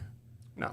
I'm not big on the whole first thing. Other than, like, if you come out with the product first, then that's a big deal. But not, like, just being the first. We're the first one to have a set of bars on it. Like, that isn't. I don't care about that, me personally. But Yeah. So I feel like I would, if I was in the boat and got one right when they released, I would have probably take the rest of this year and curate something, products and parts, and come out swinging in Daytona or first of the year. which they still can, right? Yeah, I but guess. If I would do what they did. If I bought one, I would put the parts I had on there and put it in, in front of your booth. Why wouldn't you? Yeah. I want to. Have you rode one? Mm-mm. Harley wouldn't let me come. Some tissue. Yeah, really pissed about it. Got a tattoo and everything. He wouldn't let me come. Are you traveling as much next year as this year? Worse. More? I'm doing less. Well, the thing is that the traveling is coinciding with the podcast and things that we do with that. So with me trying to, like I've been saying, like I got openings to knock out some bike paint and helmets throughout this winter, and I'm hoping to make some moves right before the camp out next year as far as like shop is concerned. Oh yeah. And then I'm pushing to do like a 2-month bike trip next year. So constant or come back? I couldn't do that. I don't know how I'm gonna do it, but And why? Podcast the whole time? Podcast the whole time, work on another project the whole time, and I kind of want to do the complete triple crown on one run. Is that within that time frame? I'd love to do the Triple Crown. So that'd be New York, West Coast, and Sturgis, and then of course Born Free's like 2 or 3 weeks before the West Coast Jam. Yeah. So if I could find a way to kind of stay on the road on the FXR, create the content with the podcast, get it uploaded, travel both sides of the country, and then Sturgis would be the end. East Coast would be the beginning. It'd be a little over 2 months. It'd be like 2 months and 2 weeks or something like that. Shit. I think the only main one so far I'm going to go to, I'm definitely going to try to go to Born Free, California again. I like it out there. Yeah. That, Sturgis, and then Born Free here. Yeah. I think I'm going to skip Daytona and a lot of little ones. Same. Well, next year, like I said, I think it's no bike builds. I'm not trying to do anything like that. I enjoy it. I mean, I do too. Don't get me wrong. Like, this has been fun, but like, even though 2 months on the road is not financially responsible, taking a break from like building the bikes or customizing them or whatever you want to call it, and then focusing on the other. I feel like I got something good with the podcast and I got something good with photography, but I need to put more effort into it. Yeah. You know what I mean? And so this is my way of putting more effort into it to hopefully on the other end of it come out with a better product.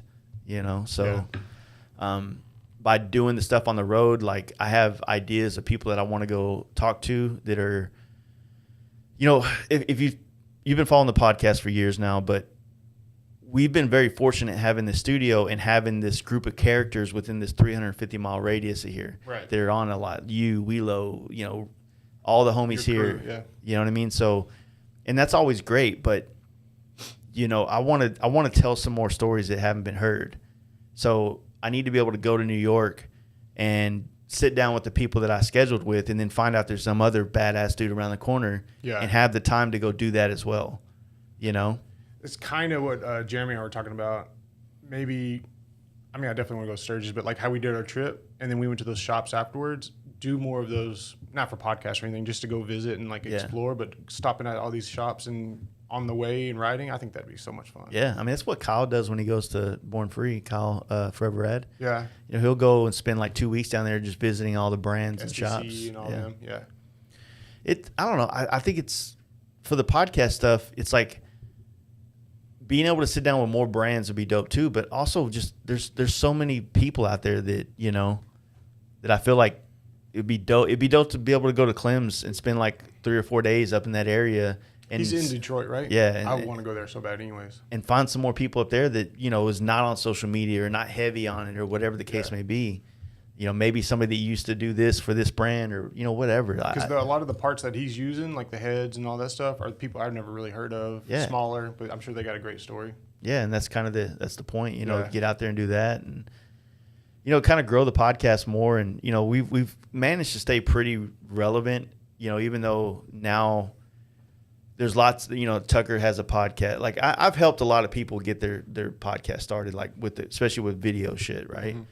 And I don't look at them as competition. I think it's just, it's options like for people to listen to. Yeah. But, I also don't, you never want to get comfortable doing anything you do. So when you do get comfortable, it's time to reinvent. Yep. Because the reinvention is what I need to stay motivated. Because if I get comfortable, then it just becomes I've gotten comfortable with a podcast here and there, and it becomes us getting shit-faced on a podcast, and it's fun for us, but it's probably not the best for every audience out there. We do have an audience that loves the shit-fest, but, at the same time, it's like that's not – I don't want our podcast to be, completely known for that. Yeah. It already is, but, Oh, well. Are you doing any during Born Free? Well – oh, no. Texas? No, because the whole thing, with taking people away too. Yeah, it's just too much. I think that, so the next month we're going to release the Lichter podcast, and then we'll do Ashley's podcast. And then after Born Free, I'm going to have to scramble for some episodes. But for the most part, that's all I'm doing before we leave for Born Free. And then, yeah, other than that, man, just focusing on doing the ride, getting content on the ride, video in it. Yeah. I don't think Saxon's going to need anything that I shoot, but if we're all shooting stuff too. Just send him everything. Yeah, he'll be able to use that and things he might need. So. Because we're going to film a little bit too for YouTube, Scott and I, and whatever he needs from that too, he can have. Yeah. I'm excited for it. I'm actually excited after it, just to woo-saw for a little bit. Oh, yeah. Yeah, that'll be a nice feeling, man. Like I said, that's why I always have a hard time with like down south, right? Because down south is like it's kind of like the end, and it feels like that okay, well this isn't really the business trip. This is like go let loose, the last party. Yeah, the last party before like the holidays kind of thing. Yeah. So it's kind of one of those deals where it's like, yeah, I want to get this over, but I feel like there's one more small thing in me for this year. Just to kind of like, it's just like complete selfishness, right? All for me and whatnot. Even though most people would probably look like everything that's gone and taken place this year has been selfishness, but the trips are all kind of related to business in some form or fashion. Yeah, I can't make down south this year, but I think after Born Free, that's it for me for the year. Mm-hmm. I need to stay in the shop longer. Yeah, because when I leave, there's nothing happens. Yeah, so that's the goal.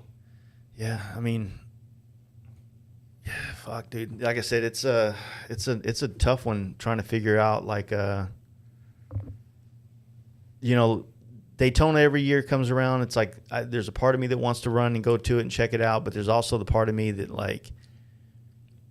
It's like it is a selfish trip because I don't look at it as a business opportunity, but I look at like I want to go to Florida and do podcasting, but it's hard to do podcasting during an event like that. Right. Everybody wants to be at the event. Yeah, everybody's got shit going on, but.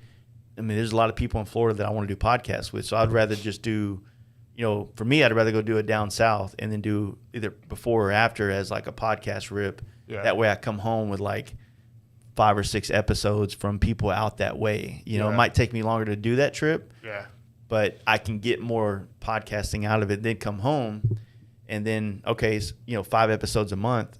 I got enough to get me through. Is that your contract? 5 episodes a month. So yeah, I mean, sometimes it's easy as hell. And then others it's like, fuck. Yeah. Because you got a bunch on that last trip you went out, right? California?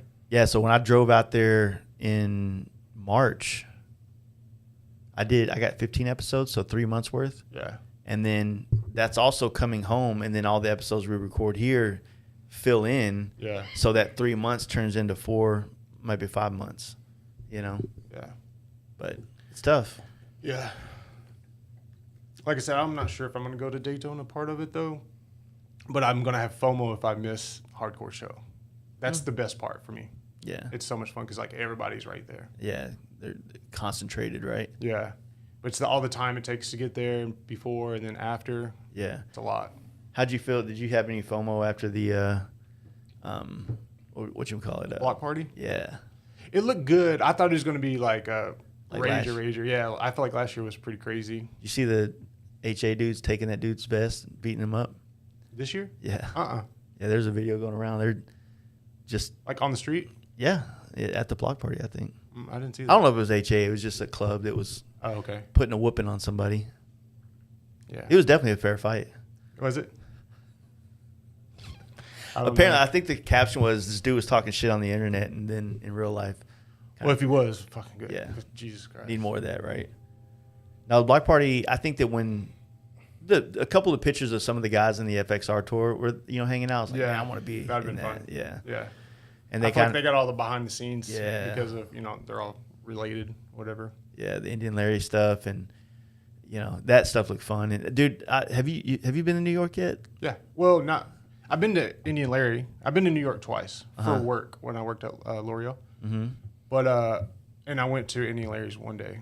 But you haven't been during the bike bike? And I want to ride in New York. Dude, it's exhilarating. Yeah. Yeah. Because I was overwhelmed in the cab, just like looking around. I couldn't imagine like ripping through there. Yeah, it's weird because the same feeling, right? Like you just want to it's so. But you got to focus. Yeah, so it's like your senses are like dialed like to 10. You know, it's like a complete adrenaline rush the entire time.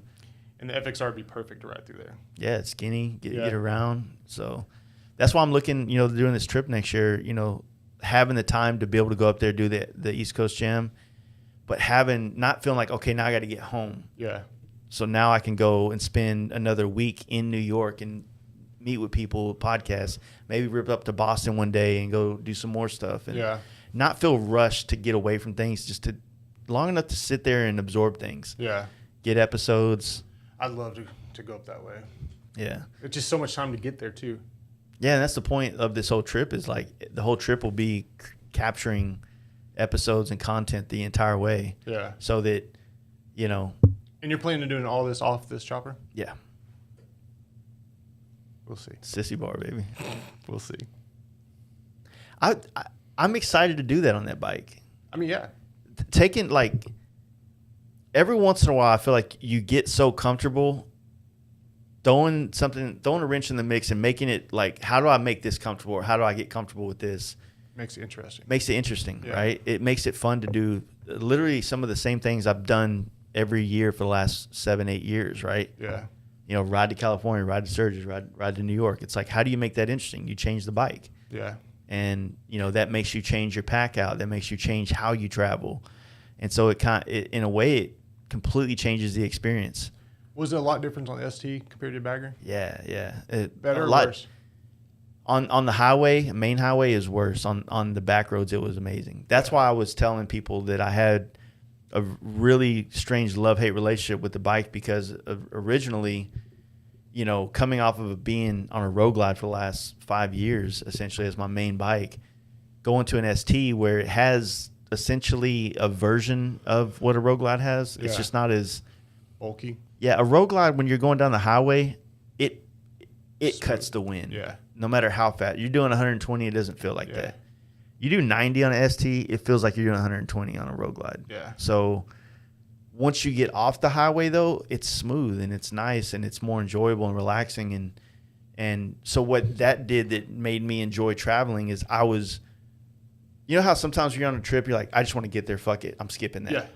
Now I do that almost every trip. Yeah. Now I'm like, I want to get off the highway. Yeah. It's almost like, I don't care how much longer it is. This sucks.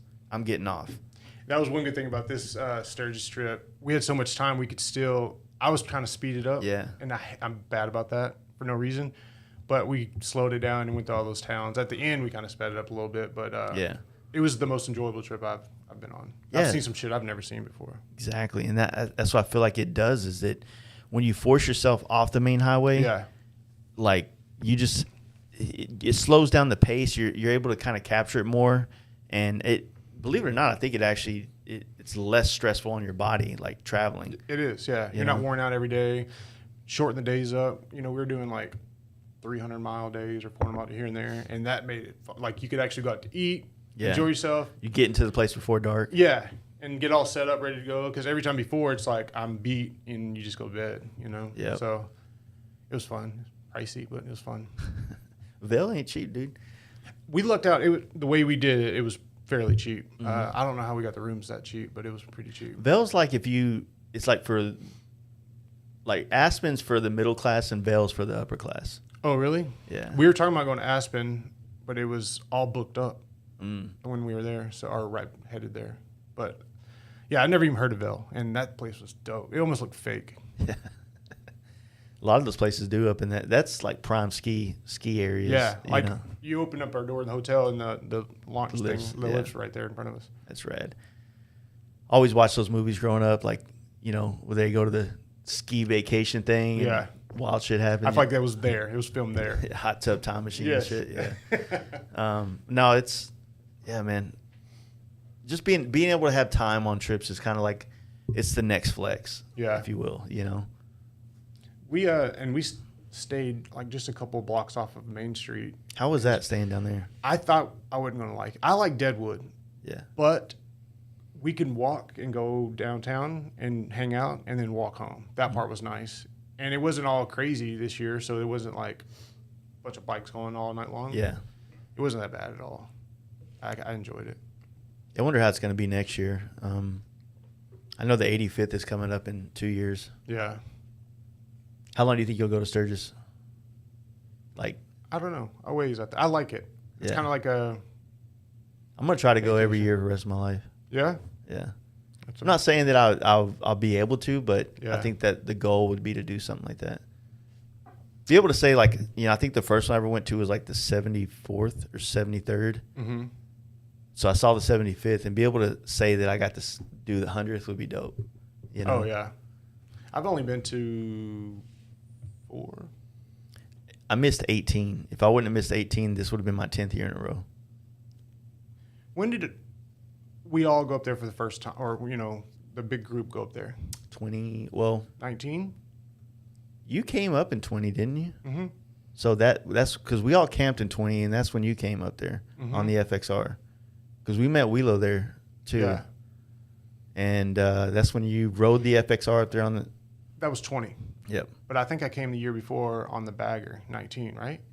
19 was me and Steve Chamberlain went up there together, and we stayed with like Daniel. And okay, yeah. So 20 was my first year. So I'm only 3 years. Yeah. Yeah.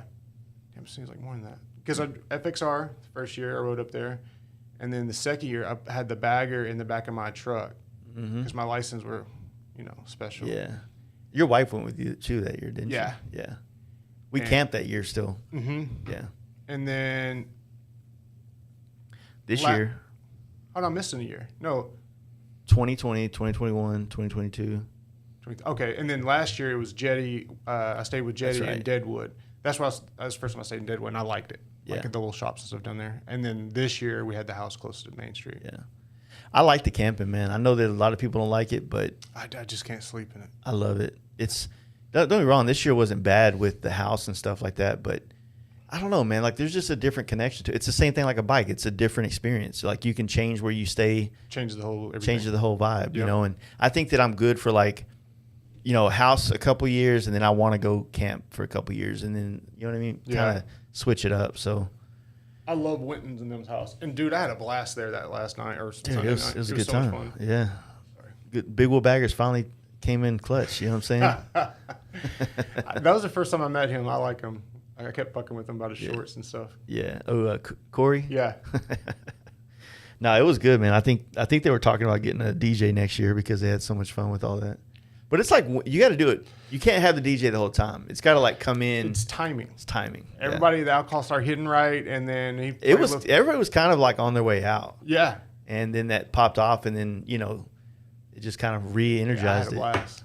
And we didn't want to stop, so like me and Rachel were gonna go next door to y'all's house, and then I was like, talk to Covington. I was like, "You want to go?" He's like, "Fuck it, sure." So we all just walked over there, and then that vibe was all. Yeah, we were already winding down for sure. Everybody's in the hot tub. It's just we stayed there for a little bit and then walked back. But no, I think I don't know next year what it looks like, but I'd like to. Next year probably will be camping for me because of being on the road all summer and just trying to roughneck it. So, because basically like this summer I was on the road pretty much the entire summer too. I only had like 3 weeks here and had 1 week in between Born Free and our trip with the homies, and then I had 3 weeks on the back end, which one of the weeks I went to Covington's and worked. Did you ride out to Born Free trailer? I rode. Or drive, I mean. I rode. So I rode out there, went out there a week early and did podcasts and stuff. She flew in. That's what it is. So that's what the plan is. Like my wife, her brother lives in New Jersey. So the goal is maybe she'll fly into New Jersey and then go spend some time with me in New York, fly home, and then a week or two later she'll fly to Northwest and we'll hang out there. Yeah. It's gonna cost a lot of money stuff, but the thing is, like, if I'm not in the shop, that's over the summer that's $7,500 that I'm not going to be spending on rent. So if I'm not having to pay the rent here, then that kind of frees me up to be able to do something like this. Yeah, what you spend here, you could build a decent shop behind you. Same thing I did. Yeah. I didn't want to pay rent, and that's the reason I did it that way. So after 5 years, I leased everything or borrowed money. So 5 years, it's paid for. Yeah. And no rent. That's the hope. Like I said, I'm going to go talk to the city and see what I can do. I don't have a big yard, but it's big enough to put a decent sized shop depending on what the parameters are. And my neighborhood's not like new. Yeah. Or anything, so I'm hoping they don't have like some of those dumbass clauses where it's like you gotta brick whatever you build to match your house kind of stuff. Yeah. So I was worried about that too, but a dude one house over for me has the same size shop as me in the back. So yeah, I went to them and they were cool about it, and they didn't come out and inspect shit. My electrical after that, and that's it. So yeah, hopefully I can. Like I said, hopefully it can happen, because if it does, then that'll start taking place probably in January, and then hopefully by May, because I don't think I'll do a building. I think once they approve it, I think we'll build something just ourselves, The building itself is like the cheapest part. Well, that's metal. I'm thinking about doing it all out of wood. It's actually more expensive. We got my boys, Brad. Yeah. Contractor stuff, so we'll be able to get it all. All right. My building actually came from here. From Texas, yeah. I mean, if it ends up being cheaper, but at the same time, like I have to finish out mine on the inside more than what you did. I'd have to build, soundproof walls and things like that for the studio, and then shit like that, and then put the AC in it, which our AC is like half this wall over here. So the size of it. Finding a way to put that. I don't want my compressor inside the shop, so I'd have to build. That's what I did. Something outside, enclosed, but also soundproof, so that it's not annoying neighbors and shit. Yeah. Mine's right there on my neighbor. Yeah, for real. Outside? Boy. He's got his outside too, but he's got space between his neighbors. Like 3 acres, so it doesn't matter. Oh, yeah. I'm in like a neighborhood. His shop, fucking tits. How big is it? It's a 40 by 50. Oh, yeah. And then I have the 40 by 50 cover in the back that I'm going to eventually enclose. Like a lean-to style or something? No, the lean-to is actually where I do like my painting and powder coating. And that's like a 12 by 50. But the back, the roof just continues, so I can make it a 40 by 100 shop. Damn. And is that you live there too? Yeah. Yeah. Dude, it's legit. Shit. Big time. The guy used to work on 18-wheelers, so it has like the big tall doors and everything like that. You got a hoist too that goes across the shop. Yeah, it's a 3-ton hoist. Shit. I need that shop. Yeah, dude. Yep. I mean, that would be the goal, you know, but with everything going on here and like the way things cost here in Dallas now, it's like impossible to move.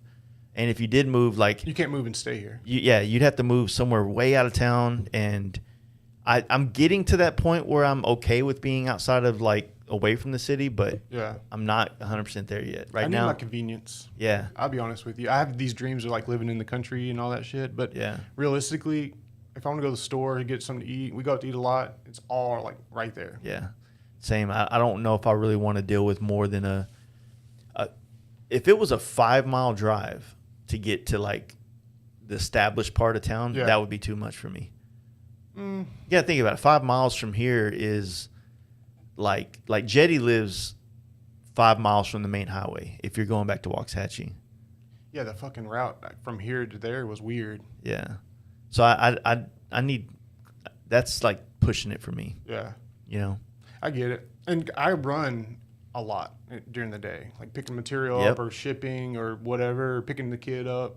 If that was even 10 minutes to do that, that'd be a motherfucker. Yeah, same. So I'd rather just, and also like, I don't know. It's like I want a country like secludedness, but with the convenience of we've been talking about this a lot lately. It's like you got to find those towns, those cities that are like big enough to where there's no other connecting city that close. That way it doesn't turn into like a metroplex. Right.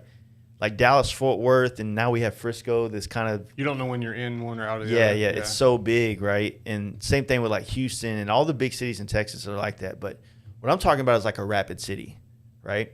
Where you have a city, but it's a drop. But then 3 miles out of it, you're in the country. Yeah.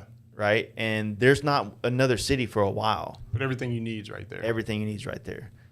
I feel like Des Moines, Iowa is like that. I feel like Joplin, Missouri is like that. Tulsa's kind of like that. Yeah. Just smaller cities. Tulsa's like huge. Yeah, I think Tulsa's a lot bigger than what I'm thinking of in my head. But just that kind of vibe where it's not so big. Yeah. That you're. Fayetteville's kind of that way. Yeah, Fayetteville's like one of the places I was thinking about like that. But it's so expensive now. It is? Oh, my God. Yeah. Yeah. Like my sister moved up there to Bella Vista, which is just east. Uh-huh. Like it's Fayetteville, Bentonville, and then Bella Vista, and it's fucking pricey. Nice. Super expensive. And they had a TV show up there, like remodeling houses and shit on HGTV. They fuck up everything. Yeah, that's what happened to Waco. Yeah. Waco would technically be that kind of vibe that I'm talking about. Now. But it seems I don't know. It's not really big. It's just that it's kind of like populated. Waco's like got a lot of hood in it, and now it's got this like HGTV vibe going on where there's like there's no, where do we fit in? Like, got a little hood in me, but I also like to build shit. But at the same time, like I don't necessarily want to. I don't know. Yeah. Off the main highway, it looks pretty busy and big just because of the school and stuff like that. But once you start going in, it's a little bit different. It is. So the furthest I've been in was that stupid store my wife wanted to go to. Oh yeah, the Silos or whatever. Mm-hmm. That's as far as in, and that's just right there. So yeah, it's not. It's really not that big, and like I said, it doesn't like really flow into another big city the same way here. Like Waxahachie is definitely the last big city going south. You know? Yeah. And so by the time you hit Waxahachie, the next town is Hillsboro, which is like, 50 miles from here or something like that? And Hillsboro's small as shit, so. Is Waxahachie expensive? I mean, it depends on what you think of as expensive. Like if you had to buy your house, would it be expensive? Like now, the one that I'm in now, yes, it's way more expensive than what it was whenever my mom bought it back in 2012. Okay. So, but out here, it's like, so we're 25 miles ish from downtown Dallas, and now if you go north of Dallas, you're almost 50 miles away, and it's way more populated than this. So we're kind of like where Corey lives. Yeah, like Corey's a ways away from Dallas. So what's happening is because so many people are moving here that now they're starting to fill the South, and so what's happening now, what's going to end up happening over the next 5 years is just a major influx of more people on this side of town, and of course that's going to raise our property up. Yeah. The reason why this shop costs so much is because the property taxes have gone up. And is it expensive here? I mean, when I first started renting this place in 16, it was $1,000 a month, and now I'm paying like 12 something or 22 something, and then of course utilities on top of that. So it over doubled. Yeah. Jeez. You don't have a contract or anything? Yeah, but they have to, the property tax stuff. They just, it's in the closet, whatever, Yeah, 1 fucking year's rent, you could build you a shop. Exactly. Exactly. That's expensive. And I mean, it didn't, trust me, until we built this studio and all this shit, it was $1,000 a month. And literally that January, it went to $1,500. And then a year later, it went to 17. And then a year later, it went to 2. And now I'm at 22.50. It's almost like gone up $250 every year. Yeah, that's a lot. That's a lot for me. Yeah. And I mean, at this point now, like, don't get me wrong, like, this solves a problem. This shop gives me everything I need to do what I want to do in it, right? But, and crazy enough, this thing's held up. Yeah. From building, like, the physical floor. Yeah. We didn't really know what we were doing on some of it. We just sort of like, this is what it should be. These studs are not on center. I'll tell you that. But it's not 16 on center. That's for sure. It's about a foot, like 2 feet. No, it's like 2 feet. I mean, I'm honestly surprised someone didn't get hurt when we were making this, like fall from the year. Whatever. I can't Sacks believe hanging off, like fell down the stairs. I'm the only one that's fallen off the stairs. I was on my phone and I stepped off of it one day. Off the edge with no rail? Yeah, a little ways up too. I didn't hurt myself, but scared the shit out of you. Yeah, scared the shit out of myself. But yeah, it's like building this. It's like anything now, because we've done this and it's been successful. Like there's so many small things that I would do on another iteration of it. Yeah. To where hopefully, if something does come if it arises where I can build the shop behind my house, then it's going to be set up completely for videoing every area. You almost need to build the shop and have this at the same time to fucking, where are you gonna put all this stuff at? Well, that's the thing. The shop thing that I would want to do behind my house would be. You don't want none of this stuff? Yeah, I mean, I would use what I can here, but I'm gonna have to downsize a lot of things. I want like a perfect thing is 40 by 20, right? Mm-hmm. So 10 by 20 to paint helmets and like smaller bike stuff in, 20 by 20 to have like a lift, kind of like a little bench table to airbrush and do things on, and just tools, all that shit. Yeah. And then another 10 by 20 to have the studio. So that would give me the 3 main spaces I need to do the things that I do. Yeah. And at that point, like no matter what the economy looks like, I know that I can afford to, manage, life. Yeah. With, having the space there and not having to cut roughly $2,500 a month with the utilities. Yeah. It'll just be easier. I mean, 1 helmet a month, will cover a lot of it, and then the rest of it, through podcasting and things like that. So I just don't want to get to a point where, and a worst case scenario, if like it doesn't happen, like I still plan on shutting this shop down and find another alternative. And, me and Matt's talked before about me renting space out of his spot and painting and stuff like that. But do you have a full booth at your shop? It's kind of a homemade one. Like homemade one. It's not as good as this one. Yeah. But so now that the weather's getting nicer, I'm going to be working more and trying to clean it up. And now lumber's gone down a lot more. Has it? So when we built this thing, we built this thing in 19 at the end of the year, and we finished it. Our anniversary party in 2020 was when everybody came out here when this was finished, right? Yeah. And then 2 months later is when COVID happened. That's when lumber went through the roof. And then lumber went through the roof. And same thing, because we moved into that house, and our whole deal with the house was we were going to fix it up. Well, we did the shop first, and then the goal was in 2020 to start, fixing our fence, doing things at the house, and then shit went up through the roof. Yeah. So it was just like. That's when I did the shop, and I paid top dollar for everything. Yeah. Concrete. When I quoted it like a year prior, it was like $80-something a yard. But you had to get like some crazy concrete shit done because of something. My soil sucked. Yeah. The dude that did like my footer and everything came out and tested it, and like he took it was like a 5-foot bar and just went in the ground and it just sunk all the way down through the bottom. Ah, shit. So we did. Is he up here now? Yeah.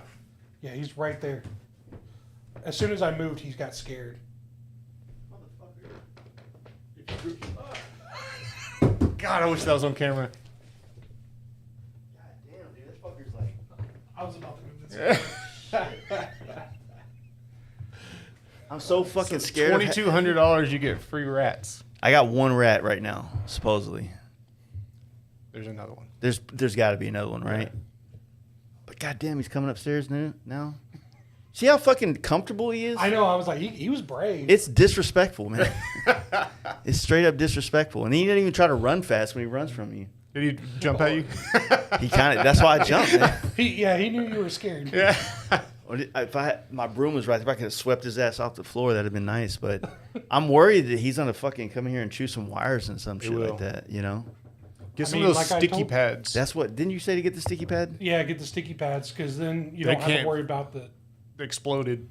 Yeah, it's because I have the poison pellets or whatever. But they'll go back in a hole and die. And that's what happened. And I have office space. I actually heard one like spaz out and then fall and die, and then the next day it just stunk for like a week. Yep.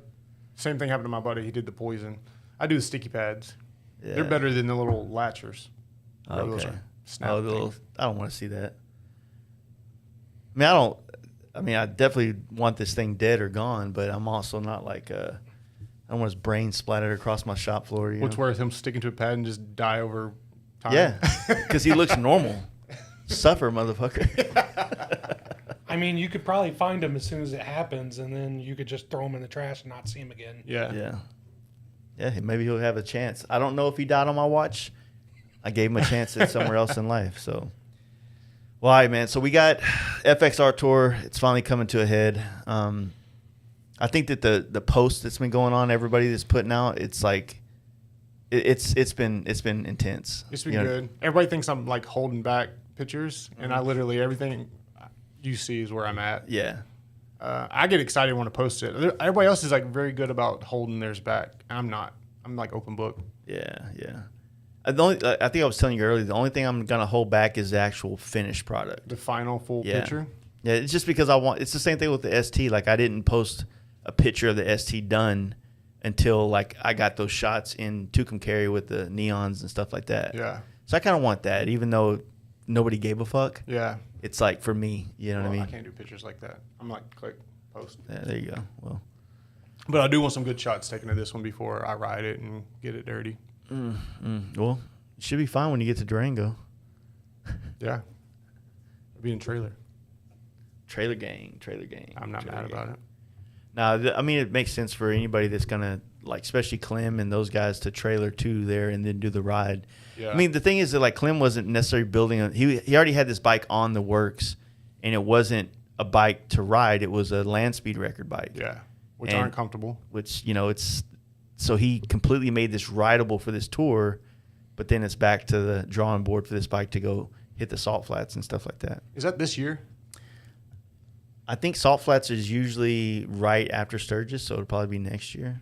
Oh, that's right, because they were flooded out a little bit this year, I think. I think so, yeah. Yeah. But so for sure, we're going to do a page for it next year? I think we should. Yeah. Because then we could post for them almost. Yeah. You know? Mm-hmm. And keep it going more. Again, I'm not 100% sure of that. I don't know how next year's going to be. I have a feeling it's going to be slower. Business-wise. Well, business-wise it could be, but hopefully, hopefully we set enough of an example this year that builders for next year will come into it. But also, we have to be the hype men for it all. We're the promoters. We're the Don Kings of this thing. So I think it got some legs this year. It did, because it's something that's like we had talked about. It's a new thing. Yeah. It's not. We didn't invent it. It's just a new. Yeah. And people still don't get it. It's not a competition. I still get messages all the time. You How many people did you won. pay to just sweat your nuts online? I don't know what happened. Yeah. When you build good things. Everybody's like, the comments all day, that's nice, but have you seen Justin's bike? No, motherfucker, I've never seen it. Is he even in this competition? Literally. I think it's funny. It's like, you never know if they're trolling. One dude got like fucking disrespectful about it, I thought. But I don't know if he's joking or not. The one we had, the cake decorator dude? Yeah. Everybody else is fucking suck. I was like, don't put me in that pile. Yeah, I think that his demeanor towards how he was trying to communicate his things was a little aggressive for like the situation, but it's, you know. And I thought he posted that on Corey's for some reason. I thought Corey posted that. Yeah. So I was like taking up for Corey he was talking about. Bottom line is, like, for me with that situation, I never even responded to it. I messaged him and said, "Hey man, we good? You want to say anything?" I think he said, "Yeah, just guess I can't like Justin stuff." And I was like, "You didn't answer my question." Right. So I just left it at that. And he said that to me too. Like I'm like, well, you just came at it wrong. Don't shit on other people. You like your stuff. It's like, why do people always like do this online where they go, well, they comment to where it's like, I'm gonna make this comment, but it's backhanded. Yeah. Right. Yeah. It's like, why would you even put it out there? Oh well. Like, I don't see someone's paint job and I'm like, ugh. And Have go you like, seen? almost there, buddy. You know what I mean? Like, why would you even do that stuff? We talked about it on, I think, Main Drive, and it's like, there's a place for criticism and it's not on a public forum. Right. You know, a criticism, if you actually mean it, that should be something that's personal between you and the person for the criticism. Yeah. You know, because just commenting can get taken out of context and it turns into a shit talk thing, which ultimately that just kind of drives the viewership towards my profile because of all the comments and shit. But at the same time, like, that's not the vibe I'm trying to do. No, I don't like any negative bullshit for no reason. But anyways, yeah, I'm fucking stoked for this year. I'm stoked to go down the most excited I am is riding down the highway with all 10 custom bikes. Yeah. That's the most excited part I'm gonna be about.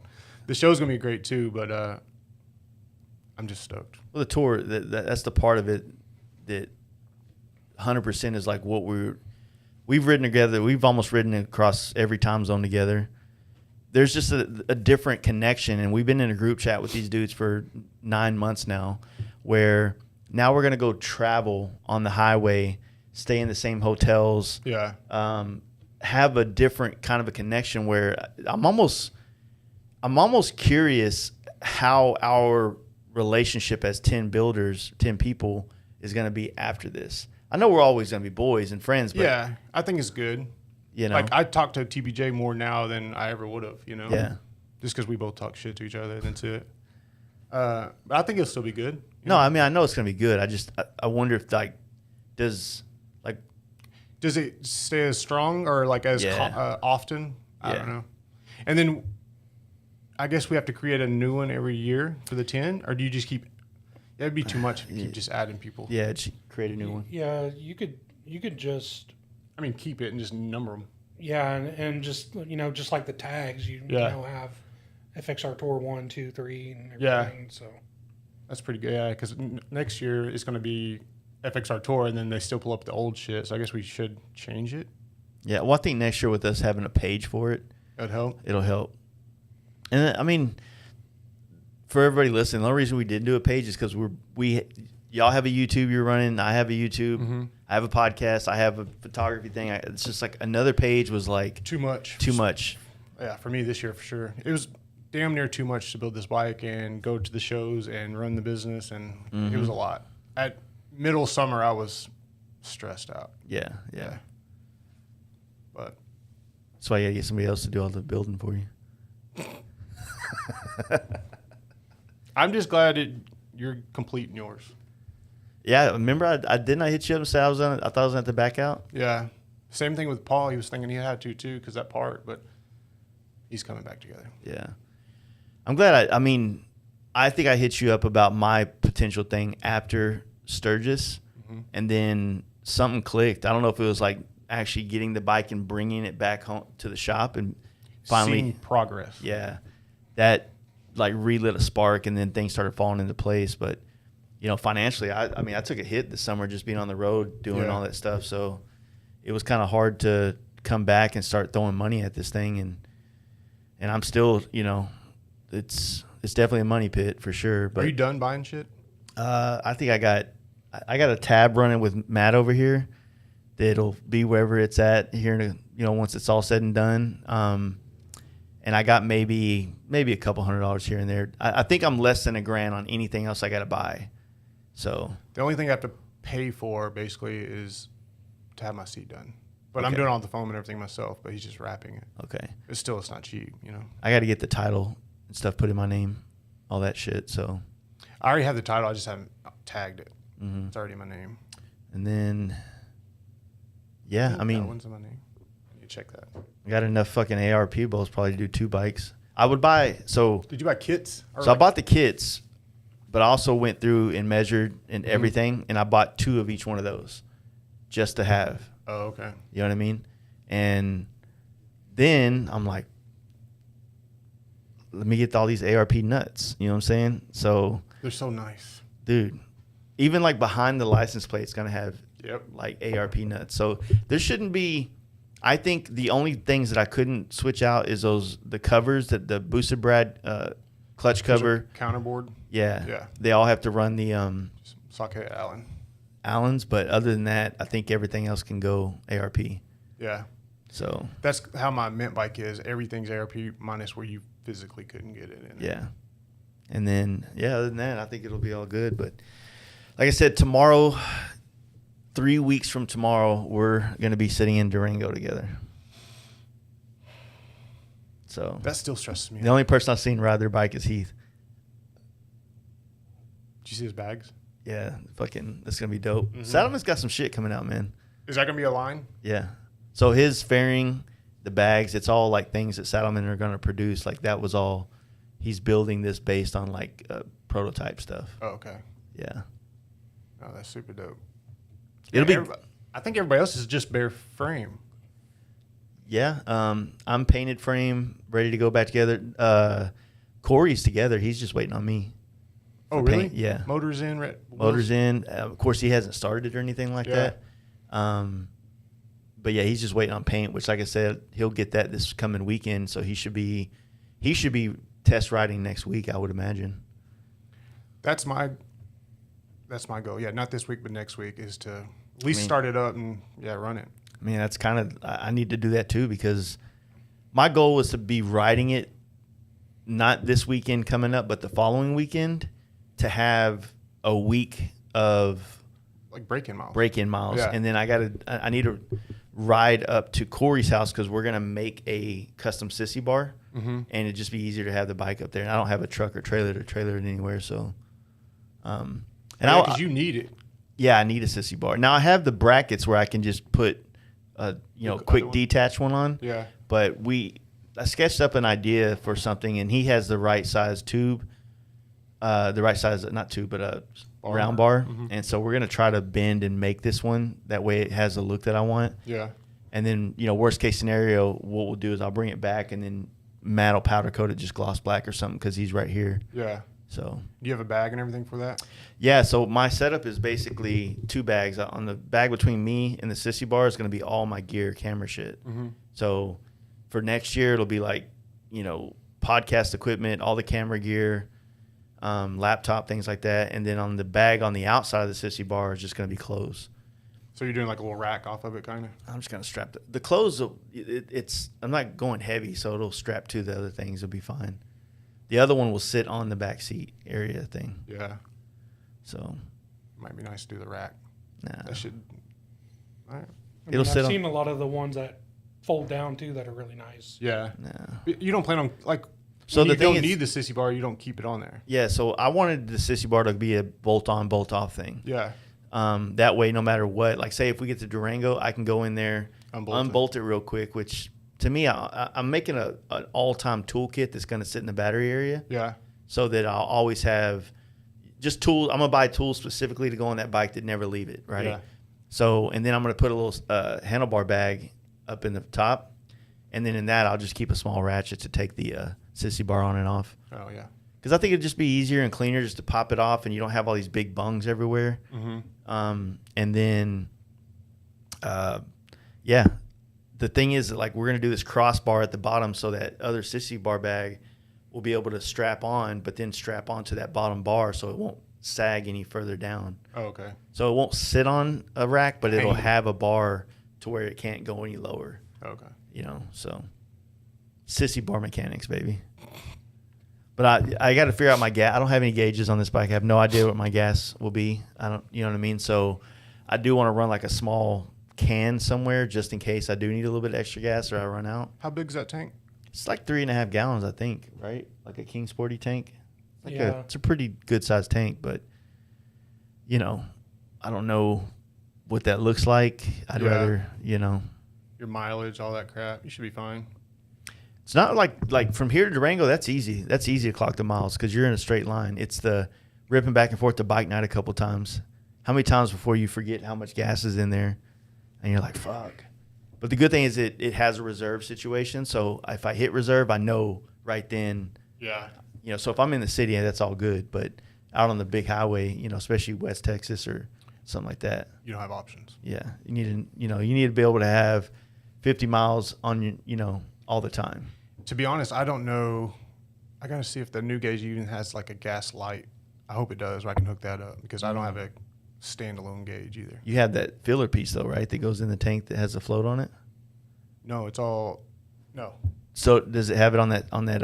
That's cut out. Yeah, but you have the other thing that goes in the Fuel pump. Does that fuel pump have a float on it to let you know? Yeah. Okay, so yeah, you should be able to pull it off that then. Yeah, but I don't. I'm hoping this new gauge I have a gas light in it. I know the other one does, but I'm not sure if this one does. Pretty sure they do. The older style. Yeah. I hope so. Then I can just at least have a gas light. You know. Or you could just put a little small LED light somewhere. Yeah, just to trigger it. Yeah. I'll do that if I can. Well, cool, man. I appreciate it, Justin. This has been fun this whole year. Yeah. Sorry I wasn't on Chipper. I feel like shit today. That's cool. I think Jelly Roll gave me COVID. Thanks for saving it for this podcast. Yeah, you're welcome. Everybody knows you're like a good pair with somebody. Yeah, I'm not a one-on-one. You know how you're talking. Just like our YouTube. I talk like 3 words and then Scott says everything. There you go. Well, anyway, FXR Tour is happening. We're going to have shirts at Born Free, at the stops on the tour. Yep. After that, if I do have any left over, which I hope I don't, they will be on the website. Yeah, and like I said, we're planning on doing this again next year, so the details for that will probably end up coming out December-ish. Yeah. Yeah, and then back to the races next year again for a new batch of builders. Yeah. Hopefully the video will be done in December as well. That'd be nice. Yeah. So, but I think that might be an invite-only kind of party for the watch party, you think? Maybe? Yeah. Yeah. I mean, well, I don't know. Whatever. I don't know who's going to travel to go watch a December. video.